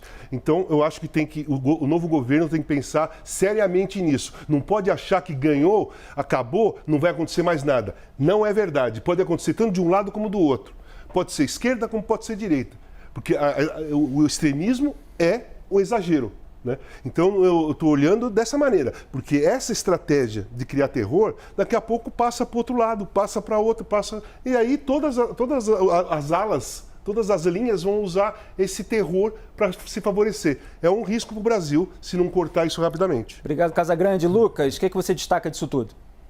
Bom, Felipe, quanto à segurança, sem dúvida é necessária. O Brasil realmente não tem essa tradição, pelo menos quanto aos políticos que estão mais nos holofotes. Geralmente ele não tem essa tradição de violência, mas a gente já passou por conflagrações civis. Teve o atentado na República Velha ao Prudente de Moraes, também o assassinato do Piero Machado e recentemente o atentado contra o então apenas candidato, mas com chances reais de vitória, acabou vencendo, o próprio Bolsonaro sofreu um atentado. Então, evidentemente, o esforço de segurança é muito necessário. Esperamos que não aconteça nenhum exagero, nenhum excesso, nenhuma violência durante a posse do presidente Lula. Quanto à questão da Venezuela e do Nicolás Maduro, que as nossas esquerdas flertam comumente com o extremismo, não há dúvida. Nós tivemos deputado no Rio saudando regime norte-coreano, tivemos presidente da República prestigiando festividade em homenagem ao regime soviético no aniversário do Partido Comunista. Nós temos nas universidades pregações de cartazes e murais contra a democracia burguesa. Então, que isso é uma realidade é óbvio, e essa aliança do Foro de São Paulo, das forças políticas de esquerda na América Latina, sendo muitas delas absolutamente antidemocráticas, isso é claro, é evidente para todo mundo. Agora, eu acho que existe a necessidade de manter relações com ditaduras, porque o mundo é o que é. Nós temos o nosso Estado, as nossas relações econômicas, nós precisamos ter essas relações com regimes que são autoritários. A própria China, que é um grande parceiro comercial brasileiro, de maneira nenhuma é uma democracia. Então, relações precisam ser mantidas. Agora, no caso da Venezuela, eu acho que o que nos chama a atenção é que o Brasil tem uma liderança, ou pelo menos se entende que ele deva ter uma liderança regional na América Latina, pela sua expressão, pela sua pujança, e essa liderança passaria por uma atitude mais incisiva e mais dura em relação à Venezuela. Por isso, no caso da Venezuela, eu acredito que essa atitude de recepcionar o Maduro imediatamente, sobretudo em sendo quem é que está recepcionando, um governo de esquerda com naturais afinidades com essas forças bolivarianas da América Latina, é por isso que essa atitude passa a ser criticável. E não pura e simplesmente por ter uma relação com ditaduras, porque relação com ditaduras é inevitável ter, mesmo no mundo de hoje. Obrigado, Lucas. E Hélio, esse debate surge muito, principalmente nas redes sociais, porque Jair Bolsonaro, por exemplo, teve uma relação com Vladimir Putin. Ele alegou que era por causa dos fertilizantes, foi muito criticado por ter ido lá às vésperas da guerra na Ucrânia. Se aponta muito relação também com a Arábia Saudita. E no campo da esquerda, obviamente mais vindo da direita, mas é claro que de jornalistas independentes e até eventualmente esquerdistas, há essa crítica, alguns isolados, né, há essa crítica à relação do PT com Nicolás Maduro, com os irmãos Castro, né, com Daniel Ortega na Nicarágua. Como é que você avalia todo esse embate? Felipe, eu me lembro bem de Benjamin Franklin, grande herói, pai fundador, patrono dos Estados Unidos. Ele dizia o seguinte, na linha do que o Lucas estava dizendo: paz e comércio com todas as nações, emaranhado de alianças, não. Então, essa é a diferença. A gente realmente tem que ter comércio com outras nações. Nosso país e a nossa diplomacia deve defender os nossos interesses, como foi o caso dos fertilizantes. A gente tem que se assegurar de que a gente tenha fertilizantes para garantir a safra tão importante para os brasileiros e para o mundo. Então, isso é importante fazer esse esforço diplomático. O Lucas também ressaltou que em respeito ao povo venezuelano, o Brasil deve ter relações diplomáticas com os representantes. Isso não quer dizer, né? E é por isso que, na minha opinião, que o Itamaraty, o presidente, permitiram a entrada do Maduro a pedido do Lula. Então, a notícia não é bem ressaltar que foi autorizado pelo governo brasileiro, mas sim que o Lula quer o Maduro na sua posse. Eu acho que não tem muito grau de liberdade, né, para o presidente ou para o Itamaraty dizer não pode entrar. Eu acho que o pessoal criticaria muito mais se o Bolsonaro tivesse vetado. Não sei nem se poderia, mas teria vetado. Mas assim, eu acho que a presença do Maduro, pessoal, é o lado grotesco dessa posse. É lamentável, é caricatural isso aí. Um cara que a gente sabe, é ídolo do Mercadante, da Glaze, etc. Mas esse sujeito, né, que, como o Gessner falou, que assassinou opositores críticos do regime, né, que tornou a Venezuela o país mais pobre da América Latina, atrás do Haiti. A Venezuela, há meros 30, 35, 40 anos atrás, era um dos primeiros, se não o primeiro em renda per capita na América Latina. Hoje é o mais pobre. Foi destruída a Venezuela, né? As vidas, as esperanças. O Brasil acolheu dezenas de milhares de pessoas. A Colômbia acolheu milhões de pessoas. A diáspora venezuelana no exterior é uma coisa de maluco, muito maior do que países em guerra civil, né? É desastroso a gente ter, na nossa vizinhança aqui na América Latina, uma ditadura grotesca como essa do Maduro. E é esse sujeito que vem para a posse. Isso mostra, né? Isso ilustra, eu acho que isso ilustra bem o que vem acontecendo. Desde o resultado das eleições, os mercados... A Bolsa caiu 10%, os juros dispararam, as expectativas de sustentabilidade da dívida pública brasileira foram para o espaço, o mercado se questiona sobre isso, e o fato de o Lula estar trazendo um sujeito que representa justamente essa linha destrutiva econômica, né, desenvolvimentista, socialista, ilustra o início de um governo que parece fadado ao fracasso. Obrigado, Hélio. Vamos em frente aqui. O Lula avalia ir ao velório de Pelé em Santos, no litoral de São Paulo. O velório será após a posse de Lula, a partir das 10 da manhã da segunda-feira. A família disse que em uma decisão junto com o próprio Pelé, o velório não aconteceria antes da posse do novo presidente. O staff de Lula considera que ele deve ir ao evento, principalmente por causa da repercussão global da morte de Pelé. Sobre Pelé, eu converso com você, Casagrande, que participou aqui, como eu disse no começo do programa, muito gentilmente, num momento trágico e trazendo toda a sua experiência de vida, todo o seu conhecimento sobre o futebol e sobre tantos personagens importantes. Você ficou aqui horas, mas a gente quer a sua palhinha também no CNN Arena, depois de toda essa repercussão. Qual é a essência que você vê na figura do Pelé e, eventualmente, na repercussão do seu velório, tudo isso que a gente pode ver nos próximos dias? Então, o Pelé, ele não foi o melhor jogador do mundo ou o atleta do século, né? Ele é o melhor, né? Porque ele transcende o futebol, ele é conhecido no mundo todo, sempre foi conhecido no mundo todo, e nem todo mundo sabia o que era futebol, sabia quem era o Pelé, né? O Pelé abriu as portas. Por exemplo, na minha geração, quando eu viajava, as pessoas vinham conversar com a gente, brasileiro, Pelé. Então o Pelé era o nosso passaporte. O Pelé foi o passaporte de muitos brasileiros na década de 60, 70, 80. Onde você chegava, você era bem recebido porque você era brasileiro do país do Pelé, né?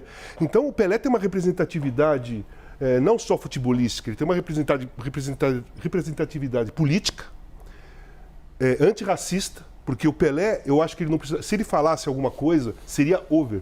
Ele é um jogador negro, considerado atleta do século, melhor jogador de futebol de todos os tempos, o rei do futebol.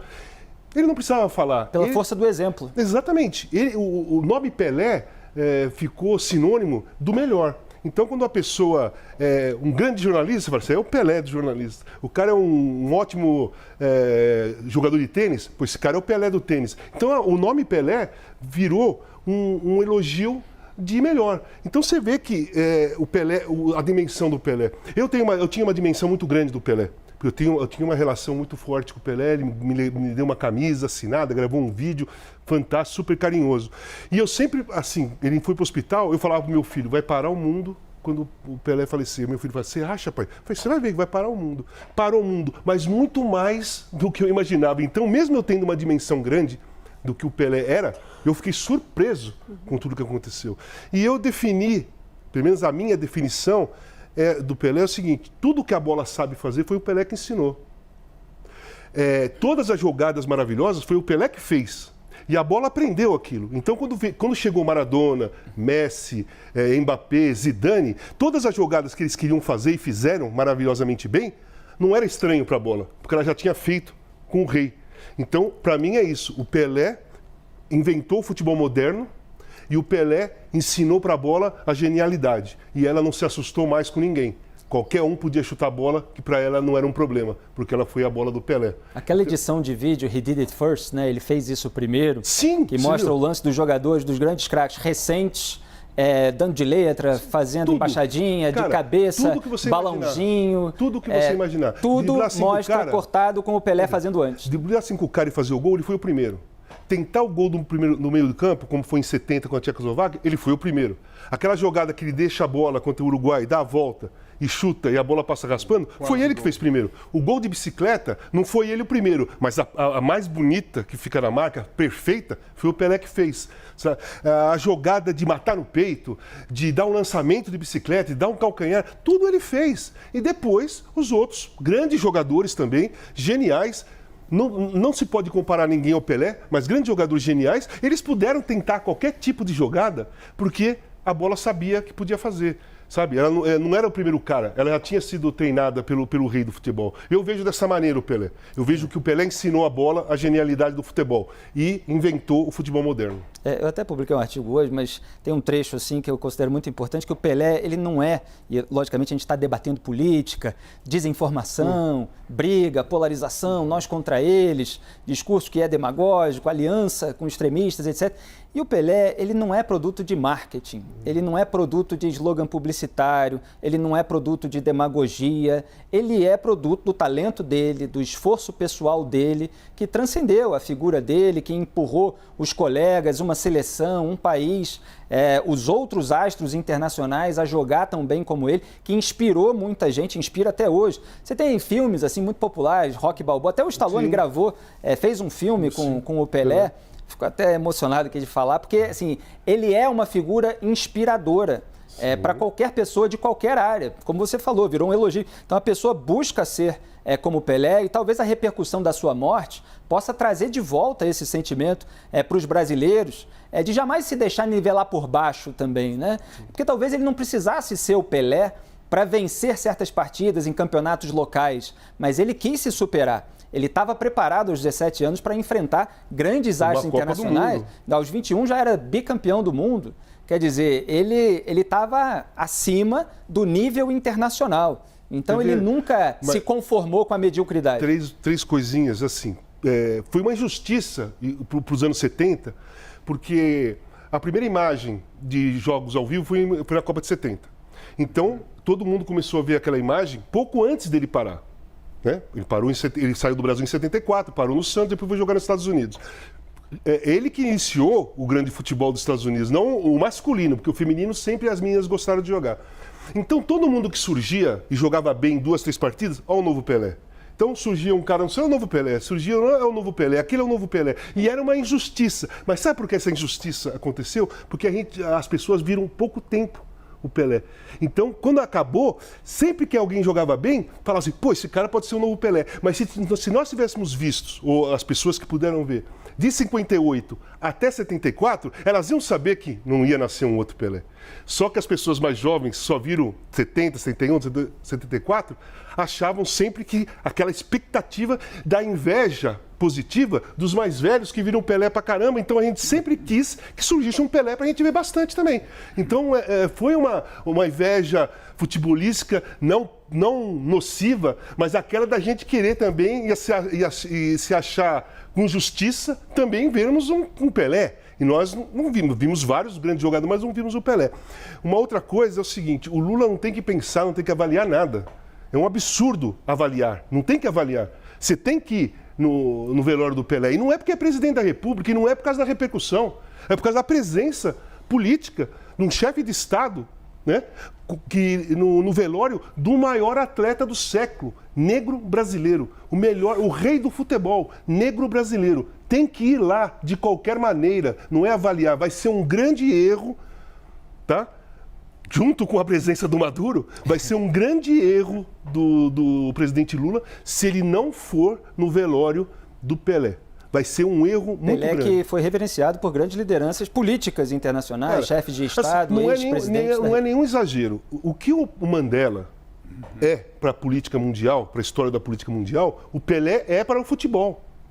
Claro. É a mesma idolatria, só que no lado esportivo. Sabe? É essa a representatividade do Idolatria Pelé. mais saudável, eu diria. Claro. Aliás, tem uma cena com os dois juntos Sim, muito interessante. maravilhosa, Muito legal. maravilhosa. Muito legal. Muito bem, muito obrigado, Casagrande. E o senador Jean Paul Prates, do PT do Rio Grande do Norte, vai assumir o comando da Petrobras. A indicação foi confirmada pelo presidente eleito Lula. Logo depois da indicação, Jean Paul Prates falou com os jornalistas. Ele foi questionado se vai mudar a política de preços dos combustíveis e disse que sim, mas sem nenhum trauma para os acionistas. Vamos assistir a esse trecho. Vai ser alterada, mas não necessariamente para traumatizar o investidor nem o mercado, nem o retorno dos investimentos. Vai ser alterada porque a política do país vai ser alterada. Então, de novo, a diferença é clara. A Petrobras faz política de preço para os clientes dela. Ela é uma empresa, ela faz política de preço de acordo com o contexto do país. A mudança de política de preço, diretrizes de preço, como é que se formata o padrão do preço nacional, vai ser dada por um consórcio do governo. O Ministério da Fazenda, Ministério de Minas e Energia, Petrobras também, que é uma das empresas principais, o Conselho Nacional de Política Energética. Muito bem, vamos ao debate. Eu começo por você, Hélio Beltrão. Como é que você avalia essa possibilidade de mudança da política de preços da Petrobras nesse momento? Desastrosa, Felipe. Começo por uma explicação que eu não sei se todos sabem. 25% dos derivados de petróleo consumidos no Brasil são importados. O que significa que se o Brasil não praticar o preço internacional de petróleo, os importadores não vão querer trazer o petróleo lá de fora. O petróleo, né, a gasolina, diesel, né, eles são commodities internacionais. O que significa isso? São produtos razoavelmente uniformes, que, dado uma especificação técnica, tem o preço em dólar no mundo inteiro. O que o PT está querendo fazer, que não é novidade, dada a história deles de intervenção e tabelamento, é tabelar derivados de petróleo abaixo do preço convertido para reais desses derivados. Obviamente, isso causa um prejuízo na Petrobras, que eu sei lá se eles estão com a ideia de fazer o Tesouro Nacional, ou seja, nós, brasileiros, pagarmos essa diferença. Por isso que ele está falando, vou proteger os investidores. Mas, mesmo que ele tire do bolso de todos os brasileiros para compensar a Petrobras, você ainda terá o problema de eventual desabastecimento do mercado brasileiro de derivados. Porque, de novo, se for tabelado abaixo do preço internacional, quem é que vai lá fora pagar o preço de mercado cheio para vender aqui no Brasil mais barato? Então, essa é uma das explicações pelas quais o PT, quando tem esses planos de cima para baixo, esses tabeladores, é uma das explicações pelas quais o Prates e outros estão falando, vamos construir uma opção de refinarias, né, que vai tudo contra o que está acontecendo no resto do mundo de hidrocarbonetos, meio ambiente e tal. Os Estados Unidos não constroem refinaria há 30 anos. Então, eles querem fazer aqueles projetos multibilionários, que no passado foi tudo centro de corrupção, para, se você fizer refinaria e produzir tudo no Brasil, aí eles podem tabelar o preço na marra. Isso tudo é uma grande confusão e agora mudando um segundinho de assunto, a própria nomeação do Prates para a Petrobras não é algo tão simples. Em primeiro lugar, vai ter que mudar o Conselho de Administração, os membros do Conselho têm que obedecer os critérios de elegibilidade conforme a lei das estatais, essa que eles já tentaram mudar, que está em processo de mudar para permitir o mercadante ir para o BNDES, que não poderia, ninguém que estivesse em cargo de direção de partido político nos últimos 36 meses pode ir para a estatal, estão tentando mudar isso para ele. Agora, você tem uma série de critérios, basta ver a lei, de experiência, da qualificação técnica da pessoa, que quem vai definir essa elegibilidade é lá o Comitê de Elegibilidade e Nomeação de presidente de empresa, etc., lá da Petrobras. Isso vai acontecer, se acontecer a contento do PT, vai acontecer só em março. Então, tem um tempo grande e possíveis incertezas nesse processo. E até lá, o Prates vai ter que dizer, vai intervir como? E o que vai acontecer? Vai ter desabastecimento no Brasil? Vai ter prejuízo para a Petrobras? Tem que ser muito mais específico. Eu acho que está se encaminhando para uma grande confusão que, no final, ele vai ter que voltar atrás nessa coisa de alterar a política de preço, senão nós vamos estar lascados no Brasil. Obrigado, Hélio. Tem 3 polêmicas aí, Janaína, nesse momento envolvendo a Petrobras. Uma foi essa que a gente viu, a declaração de Jean Paul Prats. Eu levantei a bola aqui para o Hélio Beltrão, que é da política de preços que o PT está pretendendo mudar. O Hélio já citou outra, que é a própria nomeação, a lei das estatais. Há muita gente que avalia que proibiria essa nomeação. Muita gente do PT defende, mesmo com a lei das estatais como está em vigor hoje. E lembrando aqui, para informar bem, que a lei das estatais já foi afrouxada na Câmara dos Deputados, foi para o Senado Federal, mas está parado. Rodrigo Pacheco, depois da repercussão negativa desse afrouxamento, preferiu não pautar. Então a gente não sabe se a lei das estatais realmente vai ser afrouxada. E há uma terceira discussão, sem querer complicar muito, fique à vontade para destacar o que você quiser, que é a da prorrogação da desoneração dos combustíveis. O Lula parece que está preparando uma medida provisória nesse sentido, com receio de perder popularidade, aumentar a inflação no momento que ele sobe a rampa do Planalto. Você, como coautora do pedido de impeachment de Dilma Rousseff, debruçou sobre o assunto da Petrobras, eu me lembro, naquele momento. Qual é a sua expectativa? O que você destaca de especial nessas polêmicas? Um ponto que me chamou muito a atenção na fala do senador e futuro presidente foi assim a tranquilidade com que ele disse não vai mudar, porque é uma política de governo, o governo vai mudar. E alguns momentos de tensão durante o governo Bolsonaro aconteceram justamente quando ele interferiu, ou quando ele anunciou que interferiria. Então me chamou a atenção. Ele trocou várias vezes o presidente da Petrobras. Isso, mas isso foi muito mal recebido, porque a ideia seria de ter uma empresa com autonomia, né? Uma empresa com vida própria. Então eu me surpreendi um pouco com a tranquilidade com que o senador anunciou, sem maiores detalhes, né? Vai mudar porque o governo mudou. Não é bem assim. Algumas conquistas aconteceram, a conquista da autonomia é uma delas. Então não é bem assim, né? Porque senão a gente tem que entender se as mesmas pessoas que se surpreenderam, que se horrorizaram no passado recente aqui, criticarão também essa interferência. Essa interferência no passado, aí já não estou falando do passado recente de Bolsonaro, mas na época do governo Dilma, essa mistura, né, de política, de nomeações políticas, de amigos, foi de certa forma, né, o que gerou a bancarrota do PT ali em 2016, porque muito embora o Cunha tenha recortado a denúncia para deixar exclusivamente as pedaladas, que é a utilização dos bancos públicos, dos dinheiros públicos, a não escrituração, que é algo grave, toda a redação da denúncia trazia essa questão da Petrobras, do Petrolão. Então, foi daí que eu quis dizer de aprender com os erros. Né? Cunha, só para lembrar, Eduardo Cunha, então presidente da Câmara dos Deputados. Sim, tem que aprender com os erros. Essa mistura excessiva já não deu certo. Então, vai começar de novo? Né? Nós podemos debater melhoras na política ou não? Podemos. Mas essa questão não tem que ser, todo mundo tem que ser companheiro. Não, gente, existem quadros técnicos. Eu estou aqui do lado do Casagrande, conhece de futebol. De repente, você não precisa colocar um companheiro, você pode colocar alguém que conheça, entendeu? Não precisa colocar um inimigo. Mas vamos buscar quem conhece da técnica da coisa. Eu acho que vai ser muito traumático se o Lula, com relação à desoneração, entrar já elevando tributos depois dessa longa negociação que houve. E a ilusão dizer que apenas os ricos têm carro, apenas não é verdade. Você tem um motorista de Uber, você tem um motorista de táxi, você tem a pessoa que trabalha com o seu carro. Então, eu acho que essa transição aí tem que ser melhor pensada, né? Quando o Haddad diz, olha, não, vamos mudar.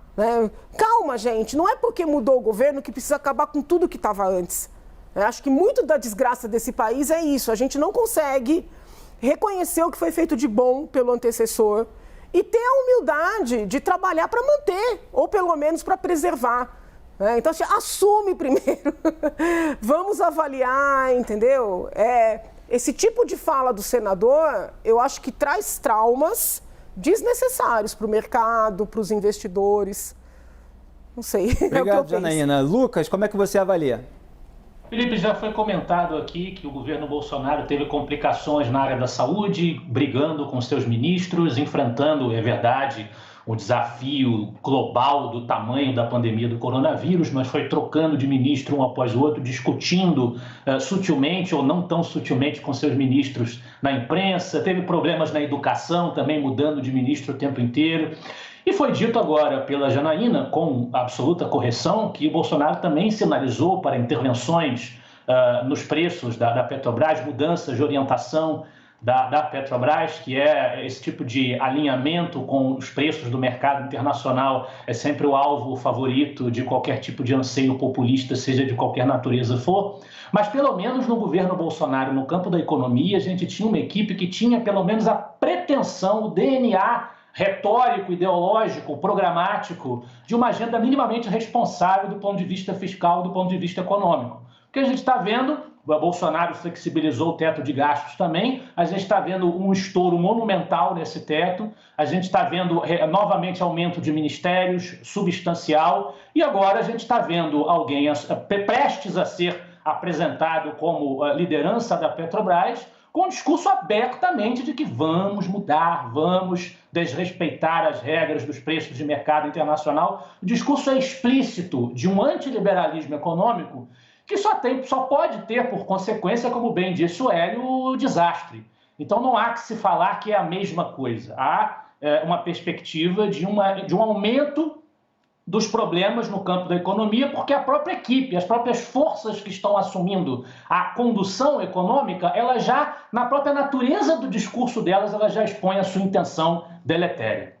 Obrigado, Lucas. Gessner.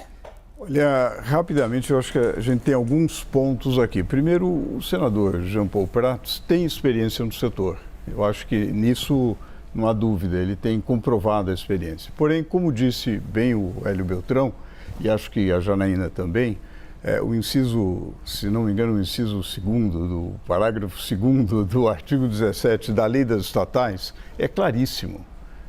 Então, realmente há um problema e há um processo que precisa ser respeitado. Terceiro ponto, a paridade internacional, ou você respeita a paridade internacional, ou você gera um prejuízo monumental. O prejuízo gerado pelo controle de preços de petróleo foi muito maior do que aquilo que se alega e dos números da Lava Jato, etc. Foi muito maior. Então, realmente, isso gera uma distorção brutal. Além disso, a Petrobras ainda tem um termo de compromisso de cessação com o CAD e com um compromisso de privatização de refinarias. Algumas foram privatizadas, outras não. Se for verdade que vai haver uma revogação disso, vai haver uma mudança nessa política, todos os processos que estavam em curso e foram suspensos teriam que voltar. Isso não está sendo dito. Eu acho que é prematuro, mesmo da nossa parte é prematuro, porque afinal de contas foi uma frase do possível futuro presidente da Petrobras sobre política de preços. A gente precisa pensar bem, mas eu diria que é algo bastante complexo e eu acho que seria melhor dizer, olha, nós vamos estudar aprimoramentos na política de preços de paridade. Dá para fazer alguns aprimoramentos para não ter impactos tão fortes, mas é impossível subsidiar e fugir da referência internacional. Obrigado, Gessner. Casagrande, quer complementar? Tem. Cara, eu vou falar uma coisa para você. Tem uma música do Belchior que chama Eu Conheço o Meu Lugar. A gente quer que você cante um pedacinho. Conheço o meu lugar. Eu conheço o meu lugar. Eu não tenho conhecimento suficiente para debater com vocês esse assunto.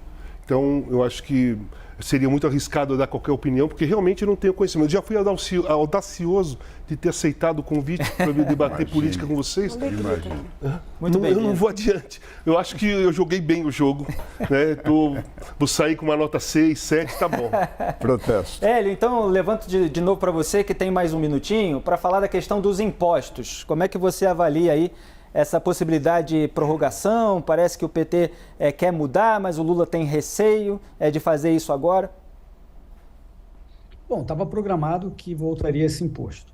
A gente tem uma situação fiscal muito grave, dado o estouro, como o Lucas mencionou, o estouro absurdo do teto de gasto, no montante de cerca de 200 bilhões de reais. Então, se for reduzir ainda esse imposto, vai agravar o déficit público, agravar a situação do endividamento público. Então, como a gente diz, o certo é cortar gastos. E aí você pode fazer concomitantemente uma redução de impostos.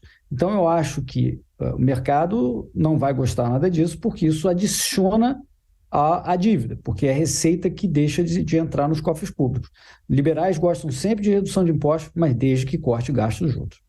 Obrigado, Wesley. Gessner, dá mais um minutinho para a gente falar do corte de privilégios que eu tinha citado, corte de gastos, como o Hélio Beltrão acabou de mencionar, uma redefinição de prioridades é necessária há muito tempo no Brasil. Eu acho que é fundamental, né? Na verdade, o Brasil, desde 2014, tem déficits primários sucessivos. Obviamente, em 2020 foi muito maior. A gente vai ter um possível pequeno superávit primário esse ano, mas vamos voltar, toda a projeção é de voltar para uma questão de déficit. É impossível ter alta taxa de juros, déficits sistemáticos e aumento de gasto. É absolutamente impossível. Qual é o resultado? O resultado é juros maiores, maior inflação e, consequentemente, sem recursos para atacar aquilo que são as prioridades. É essencial que haja uma regra, uma disciplina. O teto de gasto já foi driblado. Isso no próprio governo Bolsonaro já foi desrespeitado e foi absolutamente ignorado. Quer dizer, o estouro do teto é muito maior do que aquilo que seria necessário para fazer frente ao antigo Auxílio Brasil, ao atual Bolsa Família. Agora, é urgente restabelecer uma regra de disciplina fiscal. Sem essa regra de disciplina fiscal, sem responsabilidade fiscal, é impossível ter responsabilidade social. Lembrando que o Fernando Haddad, futuro ministro da Fazenda, ele tinha pedido para o Paulo Guedes, o atual, para se abster de qualquer decisão nesse sentido, justamente porque ele está preocupado com o impacto fiscal que ele vai ter que administrar. Olha, eu agradeço muito a Janaína Pascoal, advogada e deputada estadual, Walter Casagrande Júnior, comentarista e colunista, Gessner Oliveira, economista e professor da FGV de São Paulo, Lucas Berlanza, presidente do Instituto Liberal e Hélio Beltrão, comentarista da CNN. O CNN Arena termina aqui, lembrando que a CNN terá uma programação especial no próximo domingo para a posse de Lula, às 19h de domingo. Eu estarei aqui com a nossa Arena especial. CNN, você por dentro de tudo. Boa noite. Ano novo, né? Fica aí a mensagem final da Janaína.